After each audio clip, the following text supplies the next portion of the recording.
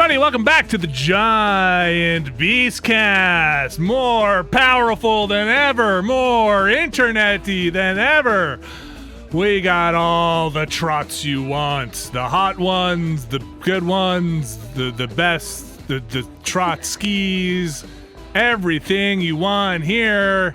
If you don't know what I'm talking about, catch the pre-show live on giantbomb.com/chat. Before we come on here. If you're listening to this recorded, we stream these live. It's a good time. It is August 13th, Thursday. If you're watching this live, it will be Friday the 14th. Wow, close call on that one, huh? How you guys? Friday the 14th. I'm nervous on that one. Episode, I think it's 273. That makes sense. There are two podcasts now, and the numbering between the Hotspot and the Beastcast, the only two podcasts. And the numbers are so close, I mess them up all the time. Like one is like 373 or 374, and one is 274. Anyway, either way you slice it, a lot of episodes on both of those. The Giant Beastcast, Abby Russell is here. That's me. Hello, everyone. I'm here. I'm ready to party. I'm cold to... gallop. Cold to gallop, yeah. I'm not hot to trot. I'm cold to gallop. Nice, just flipping it on its head. Wow. Yeah. Wow. The Beastcast, once again, a game changer. Alex Navarro, what paradigms can we break here?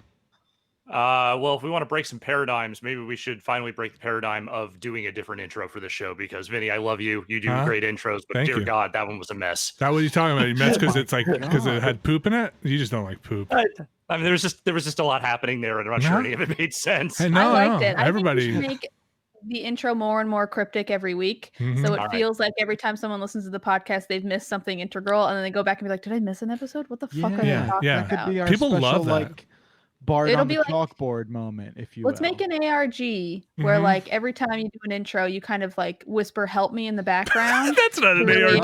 That's just a cry for help.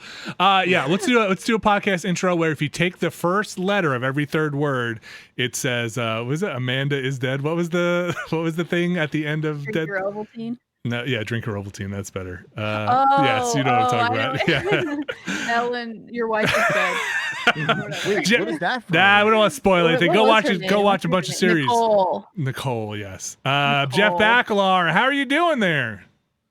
I'm doing good. I'm connected to the World Wide Web, and I've seen the future, and let me tell you, it's not very bright. No shades for you. No, everything's back to normal. It's been a hell of a weird week. Turns out you can really do most of the things you want to do on the internet if you just, suck down 83 terabytes off your cell phone during the course of a week. You don't have caps on your data plan? I'm sure I do, but that's CBS's problem. Oh man. CBS, Viacom CBS, thank you very much. It's both of their problems as far as I'm concerned. I actually have a question. This is maybe not a question for our podcast, but do we work for Viacom CBS Interactive? Because I still say CBS Interactive. So it's Viacom CBS Interactive? Because that's too many words. It is a lot of words. Offline, I'll let you know the real scoop. Ooh, okay, great. Here's the scoop. Yes, we are Viacom CBS. Not Viacom. We're now actually a part of NBC Universal. I don't know if we're honestly, I don't actually. Okay, Abby, good question. Maybe more nuanced. We are definitely part of Viacom CBS. I don't know if we're Viacom CBS Interactive. I think we might be CBS Interactive, part of Viacom CBS.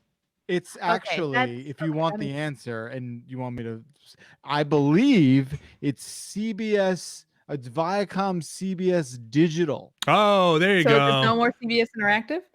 VCD. I think technically, no. Yes, I don't know. But Viacom CBS Digital. Hold on. Let me get my paycheck out and see who signed it. It's gonna get from what I hear, it's gonna get ironed out. But what is it? Nothing matters, right? So well, the good news is we're now eliminating all the interactivity. There's no more. We're just digital. It's a one-way street. Interact with us. It's illegal. Yep. You're listening to Giant Beastcast. Last week, there was a storm. And I lost my power, and I've had power back since a week now. It's been a week with power. Having no power stinks. Everybody knows this. I didn't know that you have to check a generator every 12 hours when it's running because it's an engine. Yeah. Did you know that? I didn't know that. Okay. So here's okay, let's get into it. Let's just get into it. Generator. Let's generator talk. Here let's you go. This is what you come here for. Jenny corner. Here we go. So you got a generator. You got a generator there on your house when you bought it. It is it runs off the natural gas line coming to your house. It is built natural of gas. The most natural of gas runs. It was there when you bought the house. Probably an add-on after Hurricane Sandy. I think that's the one that really pushed everyone to go out and buy one of these. And so it trips on when the power goes out. It senses when the power goes out, and then your whole house gets power off of this natural gas generator. You got it. So wait, I have a question. Mm-hmm. Go ahead. Someone who only knows about generators from video games, do you have to siphon gas out of cars and abandoned with your mouth? Other generators? Yes. And then do you have to time the pulls on your generator at a specific moment? And if you get it wrong, you got to start over. Right. You got to prime the pump. Everyone knows. There's a color-coded sequence you got to match. It's in your basement and on the side of the generator. Yeah. So once you got to make sure you hit X in 1, 2, 3 times. Right. Yeah, you got to pull it at the right time. So here's the tip, Abby. Here's a pro generator tip. Okay. Always go out to start the generator with one person, because if you do it with two people, then they're gonna be like, I need time to get this generator started. Hold them off. And if you but if you do it with just one person, then you the zombies then the zombies are just there. You kill the 5 zombies around the generator, and then you just start the generator on your own time. But then otherwise, if you're with another, hold them off while I start the generator. Then you got to do a whole thing, and it usually takes it, and they never get it started until the last zombie's dead. The notion of siphoning natural gas in your I can hold it. Oh no, he floated away. I just a little bit filling up like children's balloons full of it. It's like the Balloon Boy 2.0. This man's taking too much natural gas and now he's floating away. Gonna pass out. He was running for almost 48 hours. So I'm really interested to see what kind of gas bill that nets me. So you've got that sweet generator that just kicks on, powers out, trips on. You don't have to go to your breaker box or anything like that, right? It just goes on, and then when it goes on, it's actually kind of amazing, because what I want to know is who's talking to each other in that whole exchange, right? Because the house is all of a sudden I'm out of power, and then the Generac's like, hold on a minute, and that whole conversation is 4 seconds. 4 seconds. So I assume there's I assume there has to be something in your. I don't know. Mine's not set up that way, but otherwise you can't have them both feed the grid at the same time, or you get big problems. I guess. So my situation is I have an external generator that I plug into basically the house, and then on my power box I flip everything, or I flip a switch that says, all right, stop with the power. Now we're coming in from the generator. And the actual way it's set up is I have a separate panel that has this is where my wife and I maybe made a mistake. When we had him set it up, we said, well, what do we need? The fridge, because we don't want food to go rotten. The heat, because we don't want the pipes to freeze in the winter. That's the bare essentials. We'll get through. We put a couple. You're missing one. Put a couple of other things on there, but like a fan in the master bedroom, some other stuff. Turns out when your power's out for 4 days, or actually it was only 2.5, but when it's out for that long, you might want some other stuff on there. We did not put the fish tank on there, which they're all dead. No, it's one giant goldfish. He just got out and walked around. He shook himself off and just took a shower. Then he actually spent several hours just blowing into the bowl to make sure that the water circulated. There was air. The garbage disposal on our sink, which even if you don't put food down there, it will not drain through very well unless it runs once in a while. Yeah, I did not know that either. Obviously, when we got this put into the house. So it's powering out Tuesday. Wednesday, I spent moving breakers and circuits from one box to the other box to put onto, to be all right, the fish, and then the garbage disposal. And then I really was eyeballing that air conditioner. It was really thinking maybe we could probably run the air conditioner off the generator, and then I did not do it, because by the time I got those 2 circuits rerouted, I had the wires are short, so I had the junction box in. And by the time I was done and sweating in the basement, I was like, we don't need air conditioner anymore.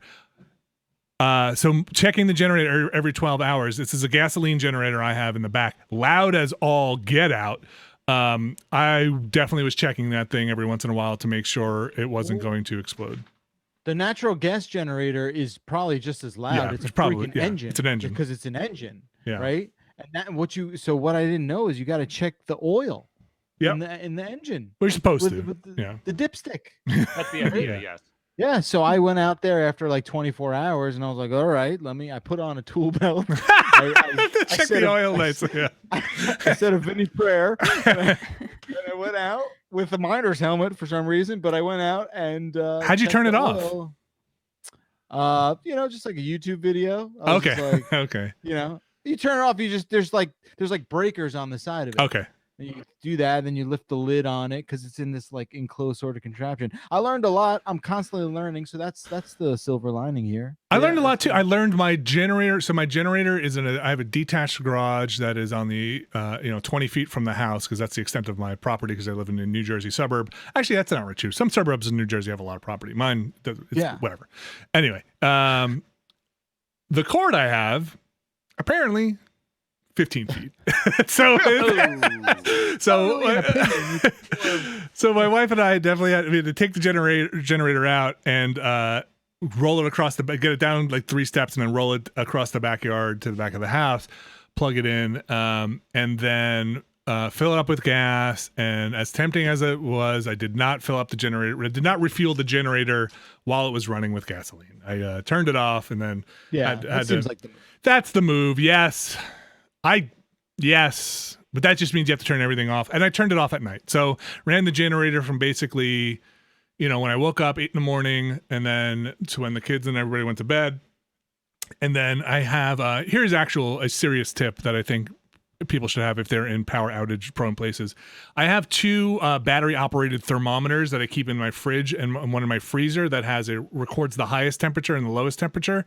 And that way I had them from when my fridge was breaking. And that way when I would open the fridge in the morning, I could just see if the temperature in the fridge got above anything I thought was dangerous. That's smart. It was super helpful, and it can record the temperatures and make sure everything's fine. We moved ice into the fridge to try and keep it cool overnight, and we generally made it through with the food intact because that stinks. We had just gone food shopping over the weekend when the power went out on Tuesday. The other tip I will say is if you think your power is going to go out, just buy a bunch of ice cream beforehand, so that way when the power goes out, you'd be like, got all this ice cream. You have to. got it. We got all this. Got all this ice cream. What do we get? I mean, let's just eat ice cream. My neighbor was away, and she calls me up. She goes, they were away for the week on vacation. She's like, "We don't have a generator, Jeff. I got a whole freezer in the basement filled with ice cream.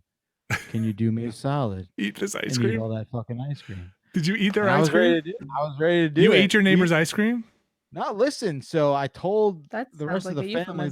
I told the rest of the family the good news, and we were licking our lips, getting ready. We were gonna go in. I said, "You ready to eat the neighbor's ice cream?" I was like, at 11 a.m. I was like, "Everyone, stop eating." At 5 p.m., we are gonna eat ice cream for 2 hours straight. We're gonna eat all of our neighbor's ice cream. I don't think it's ice cream o'clock. You gotta raid their house for ice cream. They were begging for it. They said if we didn't do it, the basement would flood with chocolate swirls and marshmallow delight.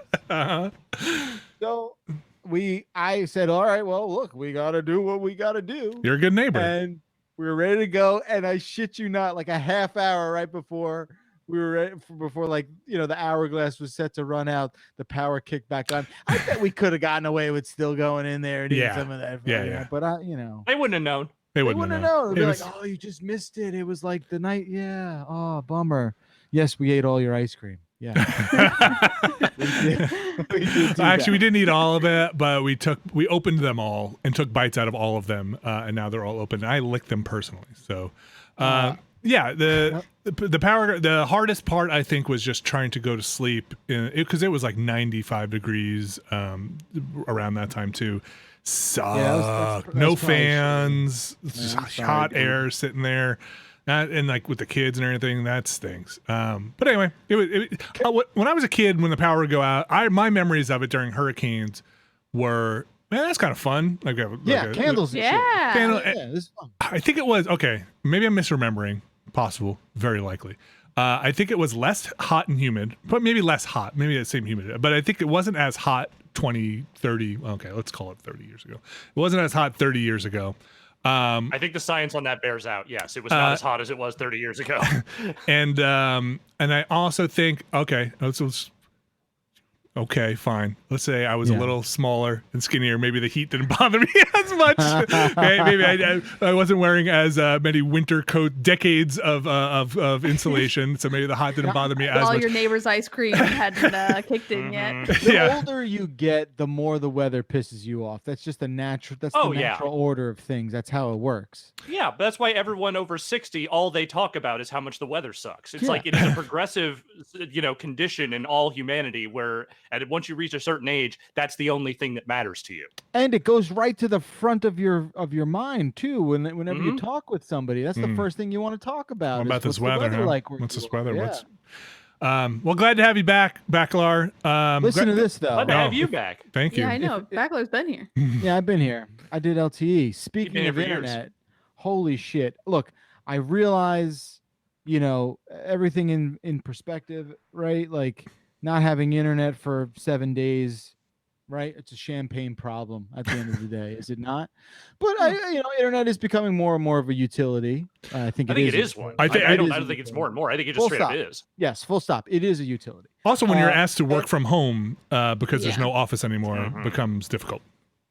I just want to take maybe a second to just go a little crazy about how much of a garbage ISP I have that is A monopoly, and B, call them out. Who is it? Tweeted out the emoji shrug when it was time to fucking come up with a solution or at least some sort of response to this outage.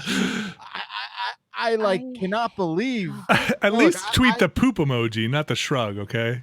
Because the poop emoji would have. Look, this storm came through my area and fucked shit up. I get it. Okay. I drove around my block. There are trees down. You saw the tree. I showed you guys the 2 trees that came down in my yard. Like shit went bad and it was tough. And I know it's not always connected. Where like the electrical grid doesn't always dictate when you get internet back and vice versa. I understand these things are not connected. I understand it's complicated. I understand repairing power lines is a very dangerous endeavor. And it has killed people, and it's super scary, and I get it. Live wires, all that shit. I watched G.I. Joe. Don't jump your bike over those live wires. I know how science works. The fact that these people were just sort of like, I don't know. I guess you'll get internet. The problem is, I'm sure that there were so many people who were like scrambling, trying to figure this shit out, whatever. The problem is all these fucking brands online are trying to be cutesy and trying to go viral, and people engage with it. Don't fucking engage with the brands. Don't talk about the baby peanut. You're only giving into them. The only brand I would engage with is Schweppes. The best and only delicious brand. And I did find them on Twitter, and they have like 300 followers. It's like a verified Schweppes account with like 300 followers, which I found just delightful. Almost as delightful as this strawberry mango limited edition Schweppes I'm drinking. Did you know that in an emergency you can pour Schweppes into your generator and run your whole house off of that? Whoa. Yeah, little known fact. That's like natural gas. Wow, good one. Nice. Did you know that the average demographic of the person following the Schweppes account is 75 years old and really hates the humidity. Old people in Florida replying, being like, just thinking about them Schweppes, just loving them Schweppes. All I think about is that Schweppes. We had a thing that I was actually kind of impressed with our power company, a site you can go to that had like that Domino's pizza tracker style thing for when our power was supposed to come back on. Like, hey, we're working on it. Hey, we've dispatched someone for your area. Estimated time it's supposed to go on, and like a blinking, light that was like working on. It just showed you like the Sim City map, and just electrical lights. Yeah, like, oh, this is easy. I could fix all this. No problem. Shit, the Bowser guy runs out and is like, oh no, here comes Bowser. Yeah, so that was actually kind of impressive. Their estimates were all over the place. They were like, next 2022, and then it was like, oh, okay. Look, this company, I don't want to say their name, but like they're obviously going to eat shit one day when 5G at home comes and just fucking eats their fucking lunch, and that's the end of that. But like, Oh gosh, it's like, oh, it's just so bad. And Who is it? It's Comcast. It's not Comcast. It's a New York, New Jersey regional provider. Cablevision. Maybe they used to be called that. Okay. Okay. So it's just it like their response. So they'd be like, "Oh, for updates on when you're gonna get your footage, your service back, click here." And it was literally a landing page explaining like, "Hey, when the power goes out and power lines." Hi, I'm Mr. Plug. Here's how electricity works. I'm just an ISP. I don't know shit. Oh. Well.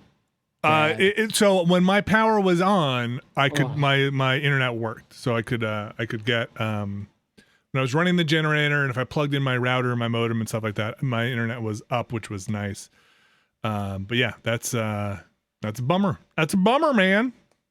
Yeah, I'm glad you're up. I'm glad I'm up too. Speaking of up, yes, I realize again, like internet speeds across this country vary in an incredible way, and like it's tough, and not everyone has high speed internet. My provider can only give me 35 up. Is that crazy? Is that not crazy to you? Yeah, I mean, I think even with gigabit here, my upstream tends to top out around like 40, which is still not a lot. But I feel like a lot of places that offer like gigabit service do not give you the upstream to match. I know Fios does 1-to-1. Yeah, so I have 1-to-1, but I can't say that is bananas. Good internet. But while there are people I know that have like less than 5 up, right? Like so, like I don't know. Yeah. It's not. Let me tell you, that's what you get when you're playing with power. You're using a little hotspot action. LTE power. Yeah, so I don't know. I would like to say, yeah, that's kind of bananas. You should be able to pay into whatever tier you want at this point. I genuinely think it's a physical limitation of the technology. Like I genuinely think like maybe they could do it, but I remember reading when I first moved out here that like, no, Jeff, this isn't because they won't give it to you. It's because they can't give it to you. And, look. Time to go eat your neighbor's ice cream. You know what I'm saying? Yeah, I guess so. The power's out. Well, I got a great evening activity for you. Your neighbor's ice cream. Bring the whole family. My provider was like, but okay, you don't have internet, but did you eat your neighbor's ice cream? There's a lot of. I did. Hey, we're all on a rocky road here. Am I right? Shrug emoji. Fucking hell. So that all being said, let's say in terms of video game stuff, didn't get too much in prior to last week. So this week though, played a game called Paper Mario. You may have heard of it. I'm still working through it. I really like it. I think continuing to wrap it up. I think the combat kind of wears thin, but they also, for better or worse, they kind of acknowledge that in the game at certain points where they're just like, hey, here are the solutions to the puzzle. Just spin them around. Here's a puzzle solver is a thing they give you. Or like, hey, a lot of these characters here, you're just going to thump on and be done anyway. Or I think they give you a suit that's basically like, here's an invisible suit. Just avoid everybody if you want to. Again, does that solve the problem of the combat kind of dragging on after a bit? Not really. It's kind of like a Band-Aid on it. But that writing is so good. It's so fun. It's really, really enjoyable. And all the way through, for sure. I just finished, I think, fighting my third Elemental. And so hopefully, I've seen my son beat it, so I've seen where it goes. I've really enjoyed it. The other game I played a decent amount of so far, or at least more than a few hours, is a game called Other Side with a CIDE, Other Side. It is a tactical, not XCOM experience. It's basically grid-based game where you play as 3 recruited characters onto your team, so you can kind of recruit characters of 3 varying classes. Okay, so there's a blade master or something else, and something else, shield bearer, blade master, and something else. And these 3 classes have 3 different abilities. The interesting thing here, to cut to the short of it, is there's a timeline on the bottom of the screen, which basically shows when the next character and the next enemy is going to be able to have their turn. So you're constantly trying to manage your order and the enemy's order in that timeline by doing things like knocking them back, not spending enough points to push you behind an enemy, because as you spend your action points, it'll seat you in the timeline at a different spot. So if you can manage your points enough to be like, well, if I don't spend all of these, I might get another turn to do something before this enemy does. It's really interesting. I need to play a decent amount more of it before I kind of render an opinion on it. And it's also something I'm trying to spend enough time with to fully grasp. I mean, this is one I'm just kind of trying to sit and use time to maybe render a full opinion at some point in the future. Not a review. That's not what I'm saying. But I would like to absorb this one a little bit. Other Side. It's a weird one. I'm not sure if I like it. The more I play of it, the more I like it, which I probably good on the game. But it starts off a little dense. But as I kind of figure out what it wants of me and how to avoid dying, and you're kind of fragile. So like the gameplay is dense. So it's a lot at once at the top. So it's weird. It doesn't play quite like anything else I'm used to. So there's a lot. It's kind of a lot to manage, but I think there's a learning curve where you just have to know what this enemy's going to do and how their attacks work so that you can manage it in this kind of timeline. So there's a lot of that in the learning curve. Other side. Playing it on Steam. Other side. The other thing, Abby and I and Ben played some more Deep Rock Galactic, and I continue to really enjoy that game. That game's really fun. Yeah. I think it's fun in the way horde mode games with friends are fun, where you're just like shooting stuff and there's enough variety in the little bugs you shoot, but also it's not too much variety. It's a little mindless in a way I like. The mining is fun. I think it's enough variety of like mining, like using your different tools, fighting bugs while still being not too super complicated, where it's like a nice hangout with friends game. Yeah. And it's very satisfying, I think. And I find there to be, I think it's a game that does the stick together. You can try and separate, but stick together because the powers complement each other on each of the classes. And I think it does a nice balance of tense moments and just kind of dicking around, exploring and digging rocks moments. So like swarms versus kind of messing around with the stakes not being all that. It's not that punishing, at least what we've played so far has not been extraordinarily punishing, but also feels rewarding. And that's fun. Like a game like GTFO felt like it would really punish the entire party if somebody messed up. And it's a very different kind of game, but where like, and then you wiped because somebody triggered something. And this feels a little more lighthearted. Alex Navarro, what have you been up to? I've been playing a lot of old games in my spare time. I've not been playing a lot of new stuff. I wrote a newsletter this week that I was talking about my long history with Virtual Pro Wrestling 2. You've watched me play it on the site before. I found an Angel Fire site full of creator wrestler formulas a couple of weeks ago. And I have just been pouring through that, making guys, because that's an old activity of mine that I used to enjoy when I was like 18. So I've been doing a little bit of that in my spare time. Fun fact, it's fun to remember some guys. When you see some guys and you're like, I can make that guy. I make the guy, and then I remember the guy, and it's great. Memories are fun. Yeah. I did play some more Fall Guys, speaking of guys. And I think I might be done with Fall Guys. It's not bad. It's not a bad game. It is enjoyable for what it is. I just think it's just like missing one thing. And I don't really know exactly what to put my finger on there as far as like what it is that's not doing it. For a game that's all about like wacky cartoon characters getting knocked around by, sort of like most extreme elimination style challenges, it just doesn't feel ridiculous enough, I guess. I don't know. Like it's something like, I either want the physics in that game to be like more realistic or way more stupid. Like when I fall in that game or I get bopped around, like nothing quite lands with the punch that I'm looking for.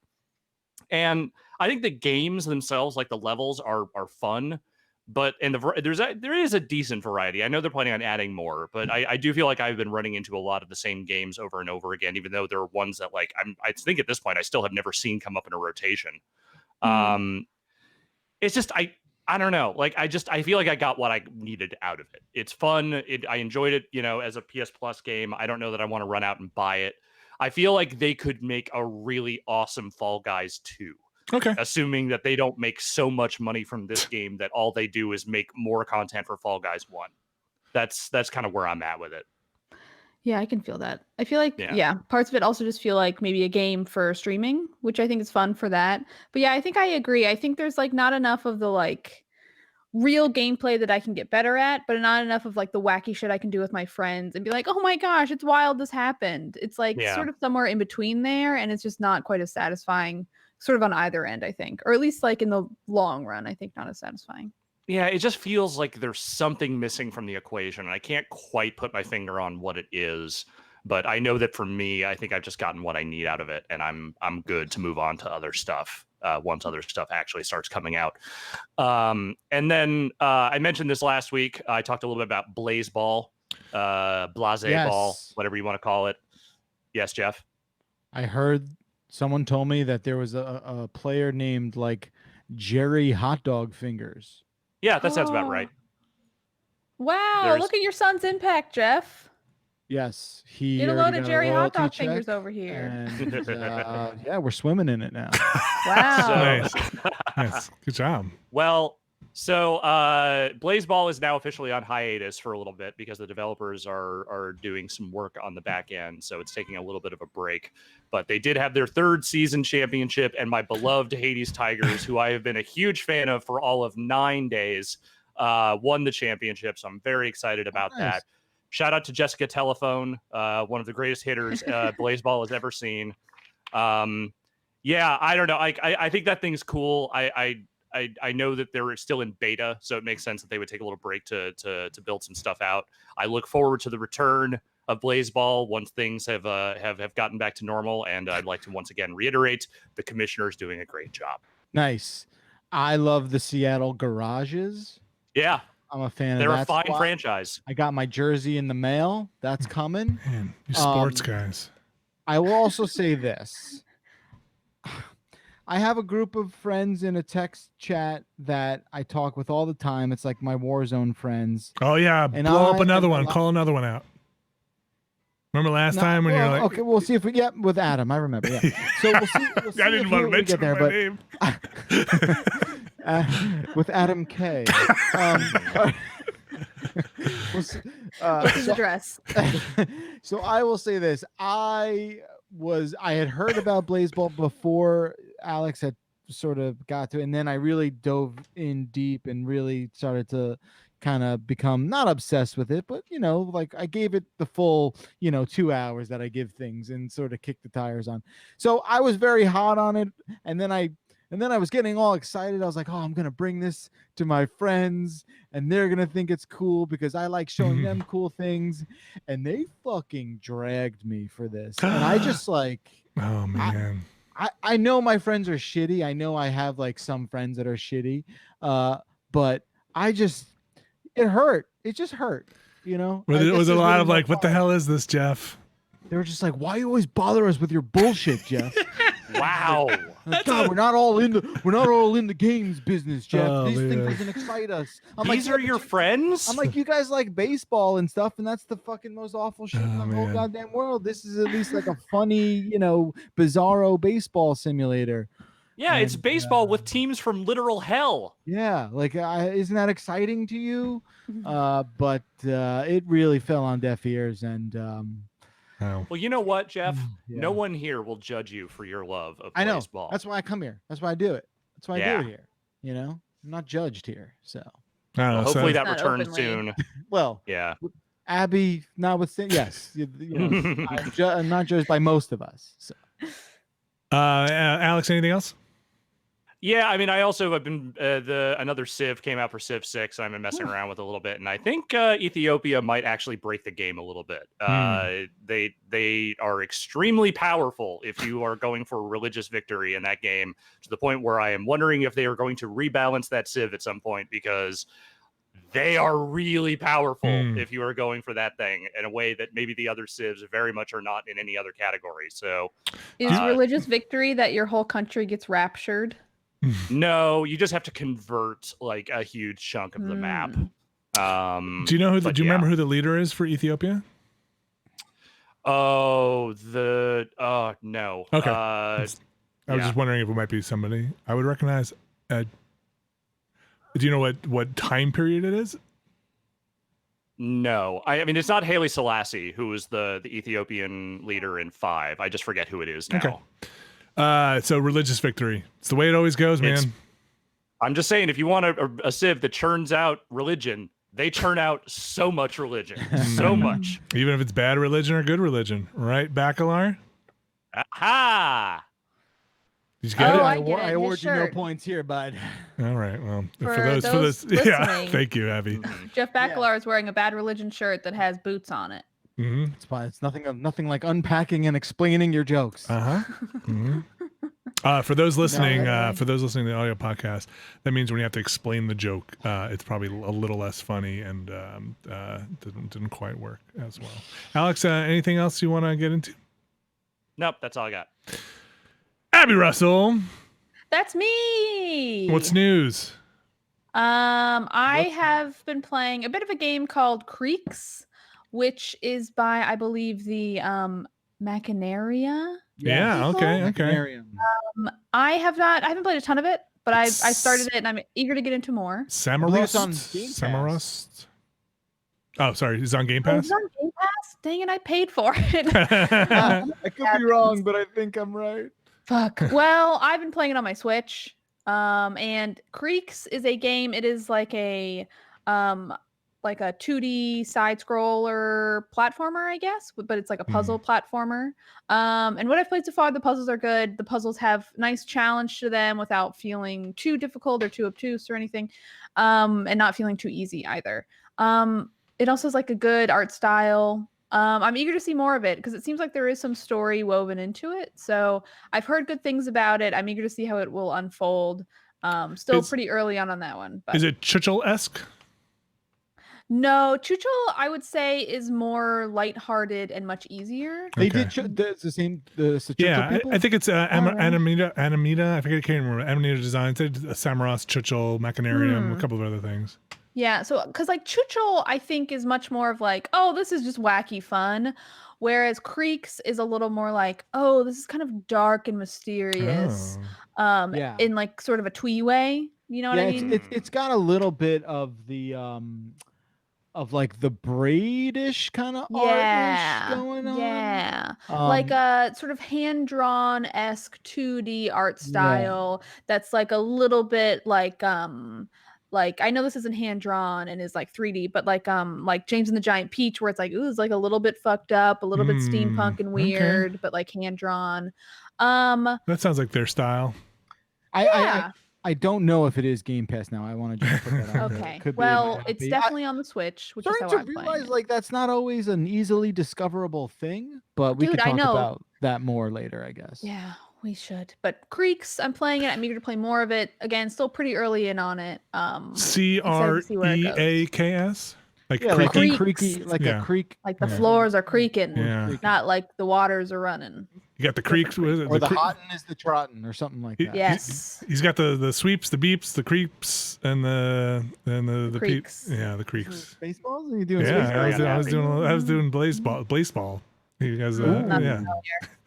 Anyway, what else I've been playing is I've been playing a game called Rhythm Heaven Fever, which came out a long time ago. Fever. I'm playing it on the Wii via my Wii U, and I've been playing it on stream. And it is one of those on-stream games where I'm like always a little bit pissed that I can't play it on my own after. Like, I just want to keep playing that game. I love it. I think it's so fun. I think it is shockingly challenging, especially with like maybe like a pinch of latency with, you know, having to play through like a stream setup. But so far it's been fine. And I think that like I love games like that where I feel like a lot of the Wii games are like this, where it came out for the Wii, but it has aged super well. It is very aesthetic. It looks really good. It's really sharp. The songs are super fun. It has like a very specific aesthetic and style. And the gameplay itself is like pretty singular, so it's like aged pretty well. There's like a few things here and there where like I wish there was like a quick restart button, but for the most part, it's like you hit A or you hit B or you hit A and B together, and like that's pretty much it. and it's just about like matching the rhythm and finding the beat, but it's like surprisingly difficult, and like all of the wrappings around it are just so much fun that it's a good time. And I'm a big fan, and I wish I played more of them. This is my first one. I want to play all of them now. They're very fun. They're one of my favorite Nintendo series. Yeah, they're good. Is that true? Well, I'm sorry. That is true. Yes. There we go. I couldn't really tell. It took me a second. I had to remember we're doing Rhythm Heaven and not Mick and Rorty, Rick and Morty. Mick and Rorty. Mick and Rorty. Mick and Rorty. Can we please start a spin-off called Mick and Rorty? And it's just like very serious. It's Mick and Rory, and it's Cucumber Mick. It's Matt Rory. It's Matt Rorty and our friend. Yeah, so those games are awesome, and I will always use this opportunity to say bring Elite Beat Agents back in terms of the rhythm genre. I don't know what that is, but sure, do it. I also think like, why isn't it on the Switch? Reboot them all, put them in a package, and slap them on the Switch. I'll pay for it. Yeah. Okay. Let me play Rhythm Heaven Fever on the Switch. It's like such an easy game too because it doesn't have any motion controls. It seems like a very easy thing to put on like any controller. Just as long as they make sure the lag and everything works. I don't want to be doing good work there and then feel like the lag is killing me. I got this. I did high fives and this lag is killing me. I sliced these watermelons and tomatoes and this lag is getting me. That is another thing that I do wish they had. I'm not good at doing these, but it's nice when the option is there. They had the thing that was like, hey, let me like adjust for my TV. Okay. So like the sound will sync up, which this doesn't have. It's a Wii game, I think, meant for like CRTs. That's what the box TVs are called, right? CRTs. Yeah. Mm-hmm. Yes. CRT. Cathode ray tubes. Television. That's right. Big old box TV. Big TV. Whatever. Anyway, anything I else? really like that game. So I've been busy and I haven't been playing a ton of games, but what I have been doing is watching a whole lot of Conan O'Brien. Oh. He's got an excellent travel show that is, confusingly enough, there's like 6 episodes on HBO and then like a different 6 in different places on Netflix. And I'm like, I watch all the HBO ones. I'm like, why are there all these clips on YouTube of him in like Korea? I want to see that full episode. Confusing, yeah. And it's on Netflix, so I'm excited to watch those. That was a fun discovery last night. I am obsessed with Conan O'Brien. I can't stop watching his show. I can't stop watching him goof around with his staff and his assistant and his associate producer, which he hates. He's so funny. I love that you're saying like that the you now here in August 2020 are singing the praises of Conan. I feel like he's the David Bowie of late night. Like he has reinvented himself somehow to catch on with everybody because with the youth of today. Because I feel like when I was in college, I was like, man, that Conan. He is funny, boy. He's got that bear. He got that bear. That bear is funny. The whole thing. That Conan, the masturbating bear. Yes. Wow, but I'm not familiar with this one. But yeah, you go back to that era where I was creating those guys and making those guys in N64 games. That was also the era I was staying up all night and watching fucking Conan O'Brien at like 1 a.m. or whenever the hell it was on every single night because I didn't have anywhere to be. It's amazing. It's amazing to see the youth of today embracing the late night of yesteryear. Well, Conan was that much of a divide, though, between us, which is what I think is the strangest sort of thing. But yes, Conan O'Brien, I would imagine to be like the most universally beloved entertainer, right? Like one of them. I just feel like he is just on a different level for sure. He's so funny. Everything he does is so funny. He seems genuinely kind-hearted.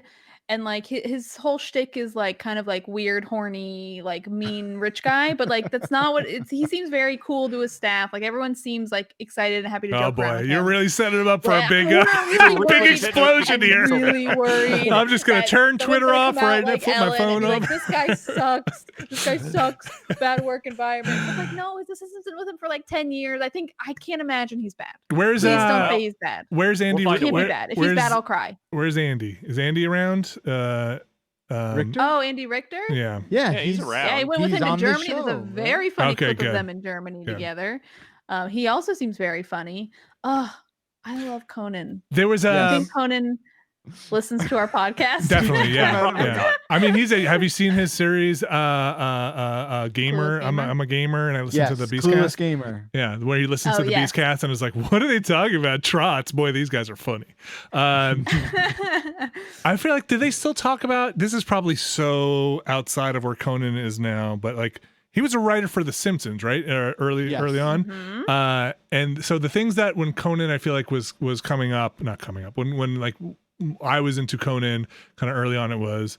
Wow, this guy used to be a writer for The Simpsons. Yeah, you could tell he's very funny. And then also, is he really that tall? He is that tall. Is he really that tall?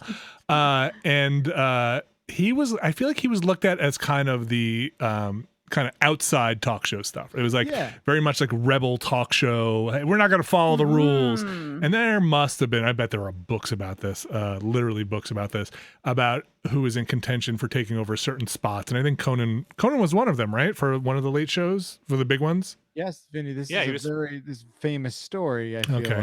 Yeah. I don't know. Yeah. Listen, I I'm lived not it. I'm familiar. a student of history. I'm a student of life, you know.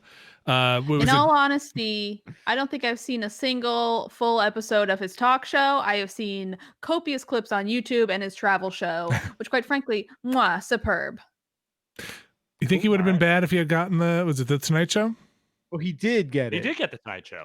Oh, Wasn't there some drama? So this is stuff I've learned through osmosis of watching a bunch of Yeah. clips out of order. He was like on NBC, and then there was like some kind of controversy, and then people were Yes. tweeting at me. This is very exciting for me that like when he got dropped from NBC, he paid for all of his staff salary out of pocket, so they would keep getting paid while he got switched over. Oh, amazing! You can Yeah. go and there's some really good like videos that have been made regarding the whole controversy. Okay. You can go and watch I mean, what All it basically right, I comes gotta down go to look is this up. that Jay Leno deserves wedgies for eternity by the end as a result of what took Oh, place. Oh, There is that is what a- happened when he came back? Jeez, I was in a place when Yes. all that happened. I Yeah. was not paying attention to the fucking Jay Leno when Wait, Yeah. did I Jay was- Leno leave and come back? What happened? Yeah, to he Jay left Leno? and then came back. I Yeah. remember that. That was yes. Jay Leno seems like he smells like feet. No, he smells like car polish because that's all he does is There's armor all running through that guy's Yeah.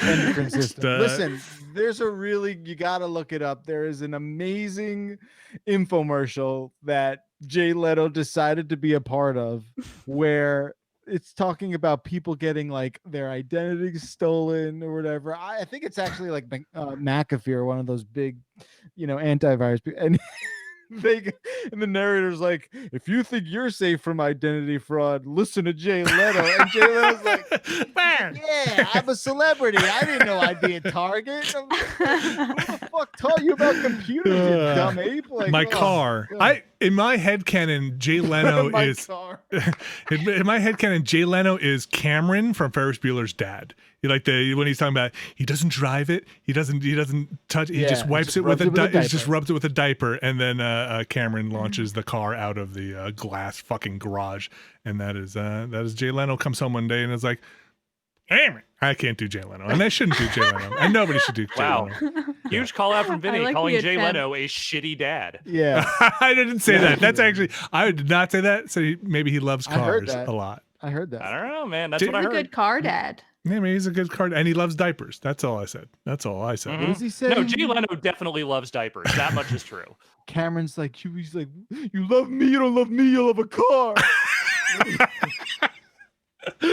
Oh You man, too. I just love my cars. You know, it's like I love you and I love my cars. when he's fucking Is that kicking Jay Leno? he kicks the Close car. enough.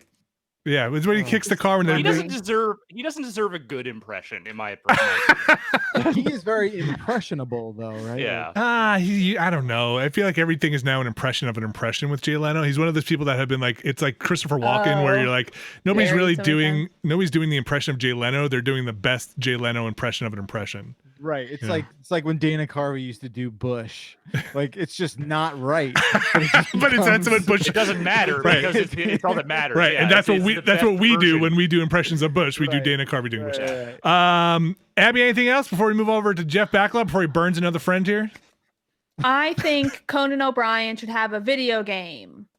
Yeah. so I can play it for work. How does he not? Yeah, he's in Death Stranding. So go That's rip true. it. He Oh is my in Death god, I Stranding. forgot about that. Yeah. Now I have to actually play Death Stranding all the way through. Damn it. Oh, Or just just watch No, that. he shows up about halfway through. You don't have to play the whole or just thing. or just Okay, get so it only on 50 get it hours. on PC and put some Conan O'Brien mod where everything is There you go. where you're just carrying If around they- Conan O'Brien's on your back oh or my something. god. If they do a thing where I just have Conan sitting in a thing, like reference to a thing I watched on YouTube yesterday where he's sitting on the back of that motorcycle in the Korean fish market. If I can just have that where he's on the back of what's his face's back, oh, I would do it. Okay, here's what I want. Here you go, Okay, engineers and developers. I want a mod where you replace all the ladders with Conan O'Brien, so you're just climbing up a giant Conan O'Brien that you put on a wall, and also the motorcycles with Conan O'Brien as a motorcycle. So Oh, I I love want you to this. replace all the baby heads with Conan O'Brien heads. Just There Conan. are baby heads?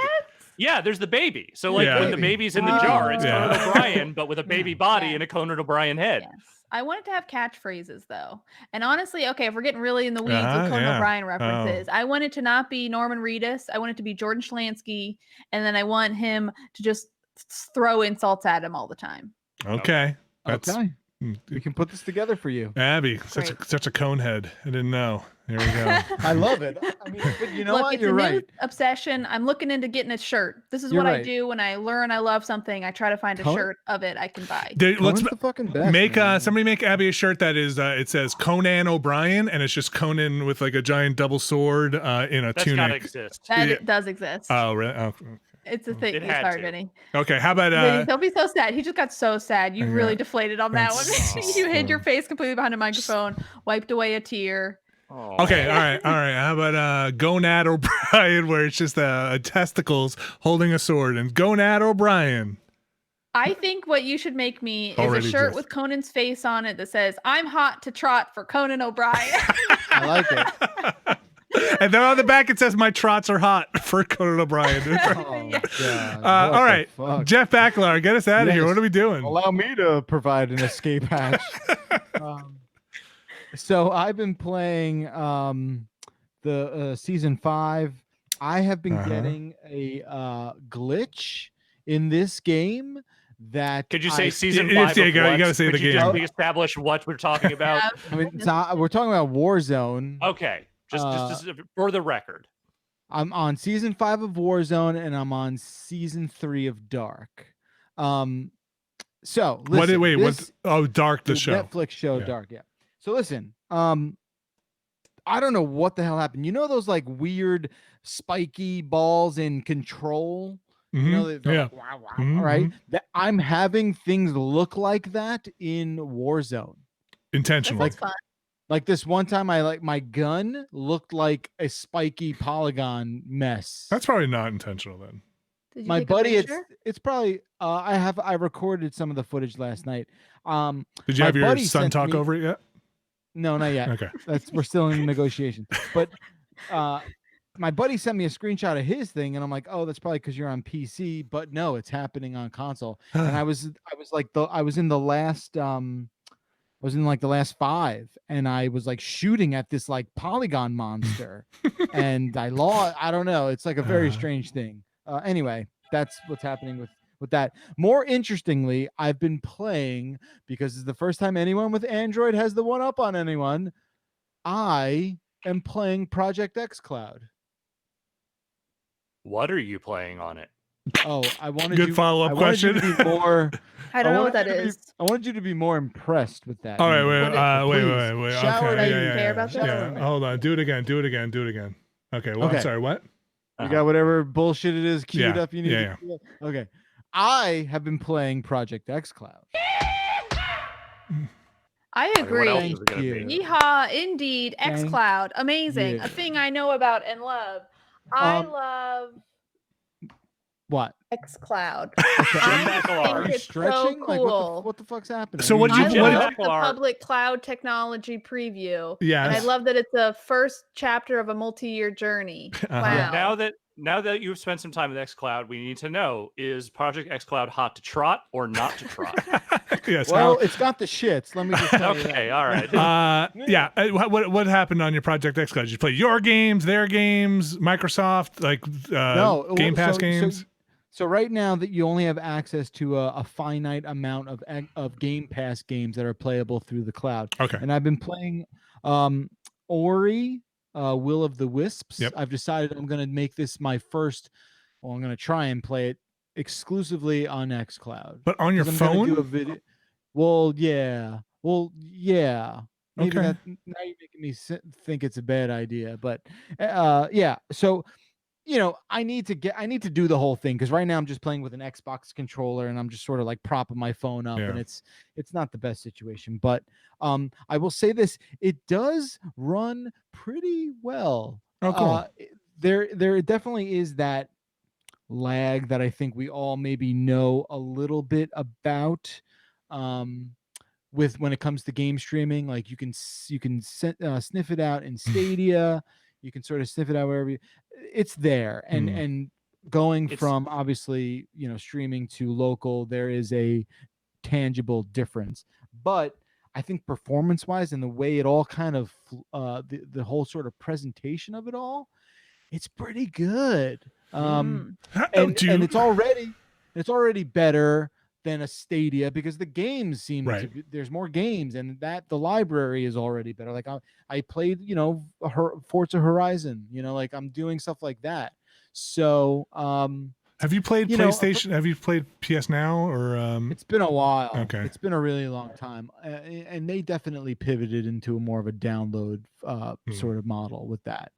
But yeah, I'm gonna keep doing it. I'm putting together a video for our YouTube channel, and I gotta say, I definitely think out of the gate, I've landed on more of like the positive side than sort of like I don't need this, but especially how they're positioning it as sort of this like pack into the ultimate subscription thing. I think that softens the blow in a way that a lot of people will wind up being like, oh, this is a fun thing I have. I haven't used it over LTE just yet, but you can. And as long as you have a Bluetooth controller, which most Xbox One controllers are, so why it works pretty well. Why Android? They don't have a PC beta to? Because it's the best. Because it's the best. Why aren't you doing it on your Windows 10 PC?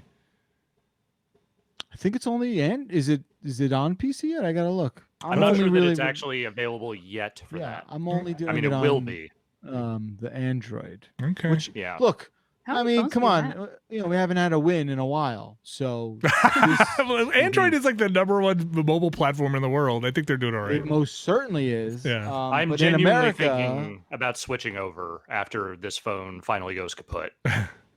I'm committing to the Apple lifestyle. I bought into their monopoly. I have too many products that are integrated, and I can't divorce myself from it yet. I think I will continue. I will continue to have this laptop that I have for a while because that thing seems to be holding up nicely. But I think what I realized is that I'd not actually paid for a new iPhone app in a very long time.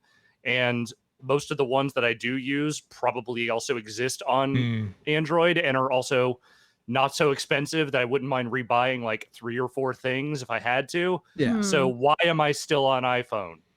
I mean, I have an iPhone as my work phone. It turns out it's just a hotspot when your internet goes out. But nevertheless, I fucking hate it. You don't like it? It's a personal preference thing. I don't like it at all. I don't like it. I just remember why I'm still on iPhone because I still have that unlimited plan that they were giving people back when the iPhones first launched. Me and too. I have held on to that like grim fucking death. I don't know that I will get another plan that is unlimited ever again. Okay. I am also on the unlimited, and I am like, I cannot not be unlimited. The idea of not just being able to download anything at any time. But it's like, but I think my plan, they just rolled me over to like 8 gigs a month for whatever. And it's like, they're like, yeah, you use 500 megs a month, but you should get this 8 gig plan just in case. And that's between all my devices. I mean, I don't. Now that we're all home, I'm on my Wi-Fi a lot. But even when that's a good point. Even when I was commuting, hitting the like 6 gig plan was a stretch for me. Speak for yourself. Well, you don't Vinny, use your okay? phone ever. That's You put true. your phone, It's- like there would be days where like you would come into like the studio and be like, "Have you seen my phone? I haven't seen it in a few hours. Whatever." Or days. Yeah. I think I It's been left a it here week, I haven't last seen my week. phone. Yeah. I don't know. It's just, yeah, he leaves I think it. it found a He new owner. don't- You don't Yeah. have. He doesn't have it. I would throw it in a river if I could. I I mean, you absolutely could. I don't Stop know. but yeah, I can't go I outside. think- I can't get to a river. I am definitely a little hopeful about this, especially if they really expand on that library. And the library right now is pretty good. I feel like the fact that xCloud. it is this sort of baked in, it's this baked in thing. Man, it already just kind of seems like a deal. I don't know. Again, like, this is only like I'm with you. know, 48 hours with it, but like Yeah, baked in. Yeah. I think this stuff, if you add it in, whatever. This is just old Vin talking here.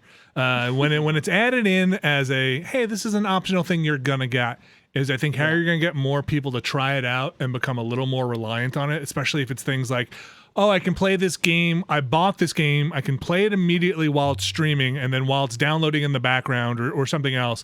Or I can play it now and then have it download while I'm idle or not doing something. That to me seems like a pretty easy use case for people to, like, say it's on my Xbox Series X, and let's just say we're gonna play something like Halo Infinite. We'll get to that later, but let's just say, and it's like, oh, I could just jump in, start streaming it now. It just launched. I want to play it. It didn't preload or anything like that. And then, when it's down, then it downloads. I feel like that's a use case I could very easily suffer through lag or whatever else for that, to be able to play it right away. And I think that's, instead of being like, oh, you got to pay for this $20 a month subscription for exclusively for this thing, or like have it be its separate entity, and then you criticize it and be like, is it worth the money? Is it worth this? Is it worth that?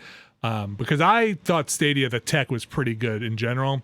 I've used a Steam Link for a while locally here, and I don't mind the streaming from my PC to different TVs, which is a much different beast, I know, but I see the potential. I don't know if we're quite there for a dedicated platform of streaming just games, but we're not there yet. Yeah, we're just not. Glad to hear you using it. I'd like to hear more about it. Did you get into total segue here? But you might be the only one who did from us here. Play any of that Avengers beta? I was supposed to, and I think not having good internet made me forfeit. Kind of messed it up. Thing. Yeah. Are you sad about it? I don't know. I gotta reach back out. I think I might have just like maybe overlooked an email or something. I Sitting on your iPhone. When I was on, I mean, look, I couldn't pinball stream on Sunday either, which is, that was a big blow. So look, a lot of things went by the wayside last week. Just curious. All right, what else? Bacalar. That's kind of it for me. I wanna play Carrion. Yeah, I've heard good things. I want to play that. I do want to play Creeks. Like Abby said, you got me more into it. I think I'm going to try that out. Great. If it's on Game Pass, let me know. I've just been like, messing around the house, doing some projects and whatnot. Yep. I pulled out all the plumbing under the sink over here the other day. Whoa. And For fun? No, we talked project? we talked about this on Deep Rock with the family just loves clogging drains. They'll love a good drain clog. What are they putting in there? Hair. Toothpaste. Micro machines. No, they don't do that. The kids don't have micro machines anymore. Cement, just wet cement, just right in there. I don't mind electrical work, plumbing work. I hate it. I think because it's really? gross. Because it's gross. There's poop in those pipes. Yeah, like I'm with just, you. I will. What there is. That's just the poop in your sink. No, but they tie into other. they tie into other pipes. So you open that pipe up, and if it's think of if you have a bathroom and it's all going to tie into something else, and it's going to at some point that stuff's all going to go into a sewage pipe, and that's where the expression "it's all same in the end." That's where it comes from. Hot to trot, right down in the pipe. All those hot to trot pipes. It's all the same in the end, man. Vinny, have you ever considered the fact that your basement is also full of poop? Yeah, I'm sitting on poop right now. I mean, aren't we all? We gotta get Vinny out of that basement, man. We gotta do it. Yeah, I think there's a radon leak that. No, my pipes. This is actually kind of a scary thing. So the pipes in my basement are under the cement floor in here, under the floor of. So if something happens under there, you gotta break up all the sewage pipes. You gotta break up all the cement. Fun. Yeah. So as I was yanking on those steel pipes here, really worried that oh boy, don't crack something that's underground. But yeah, tore all that stuff out and really fucked up my back in a real bad way, yanking on those pipes in a way that's like I should not have done that. B, no. At your age, you can't be yanking on pipes. No. B, I came out of the basement with like full bandana on, like sweat, like just like looked like I just got back from the jungle, like with a machete in my hand. You just got finished yanking on your pipes. Yanking my pipes in the basement really threw up my back.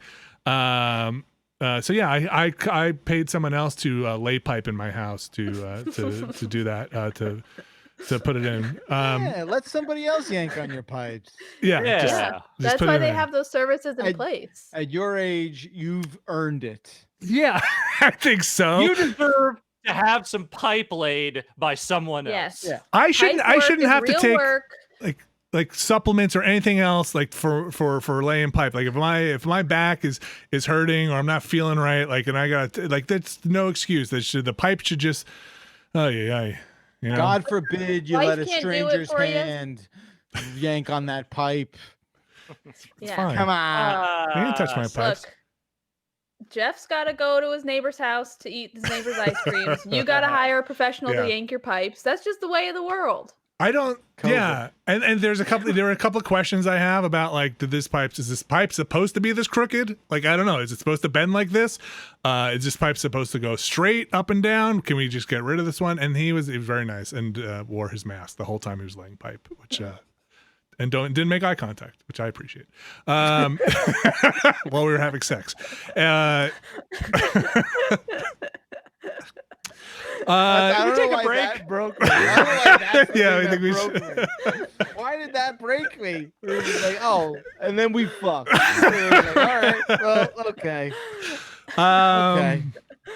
Yeah, let's take a break. Backler, anything else? It got warm in here too. Yeah, me too. I Yeah, gotta take hearing a about all this walk. pipe yanking. Oh, It one is of the 75 degrees outside and it is 87% humidity right now. That's why it's so Ugh. hot. Dave in Alaska wants everybody to know. Dave in Alaska wants everybody to know that there's a giant Beastcast clips channel, and I think they got giant Beastcast clips. Then they put the giant in front of there because it's really big. And then he messaged me and was like, "Oh, I put giant. Should have just been Beastcast clips." I was like, "I don't know, Dave. Doesn't really matter." Wait, Anyway, hold on. YouTube giant Beastcast clips is what you want to go check out, and you'll see really fun moments like this. And then we'll whoa, watch out, pipe sex, and then like are you talking about pipes or what? Video games, what's that? Yeah, so go check that out if you want. I haven't been to that URL. I hope it works. All right, It does. Oh, great, fantastic. There's also a Bombcast one you could check out as well. I bet they talk about video games though, so I don't know. Mileage may vary. Should we take a break? Yes. Yes. Okay. It's unanimous. Let's play the music here and we'll be right back. This is the one.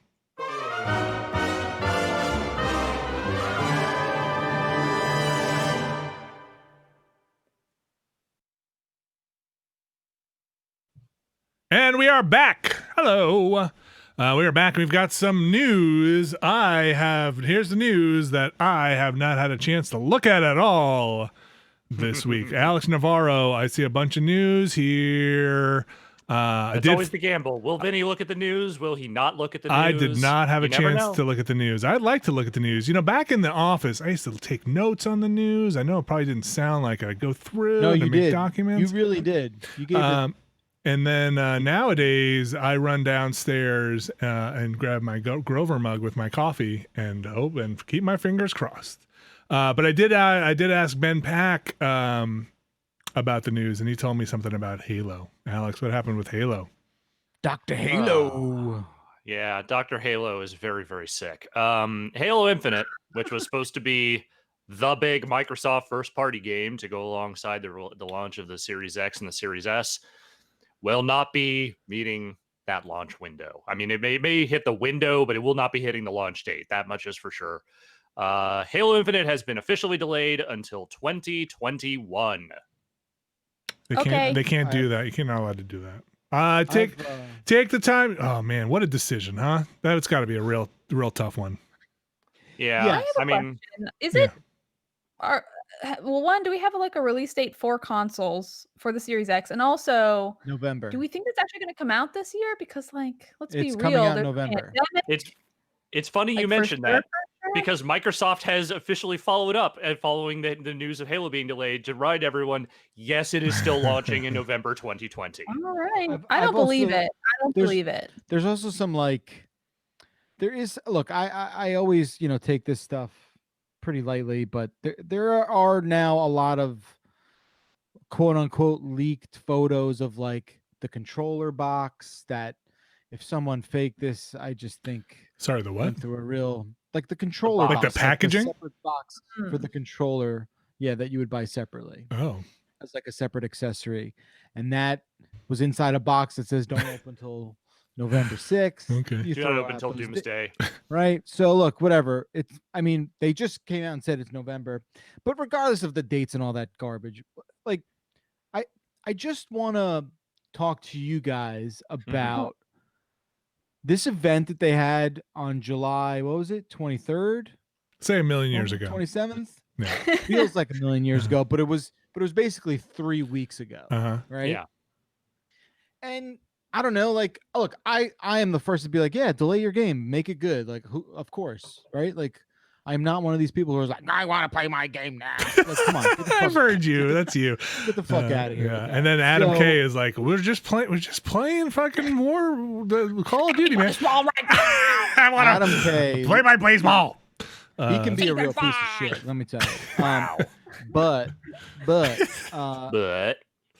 just can we just talk about the fact that they have this thing, they show this game, they're it's coming, it's coming. They lead with this game, right?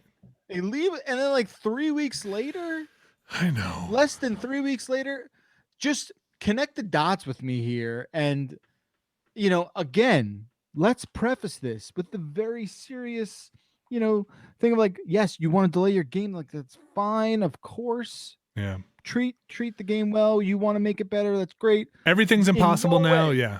Yeah. In no way is anyone saying, "Hey, don't you want to take this time? Take this time."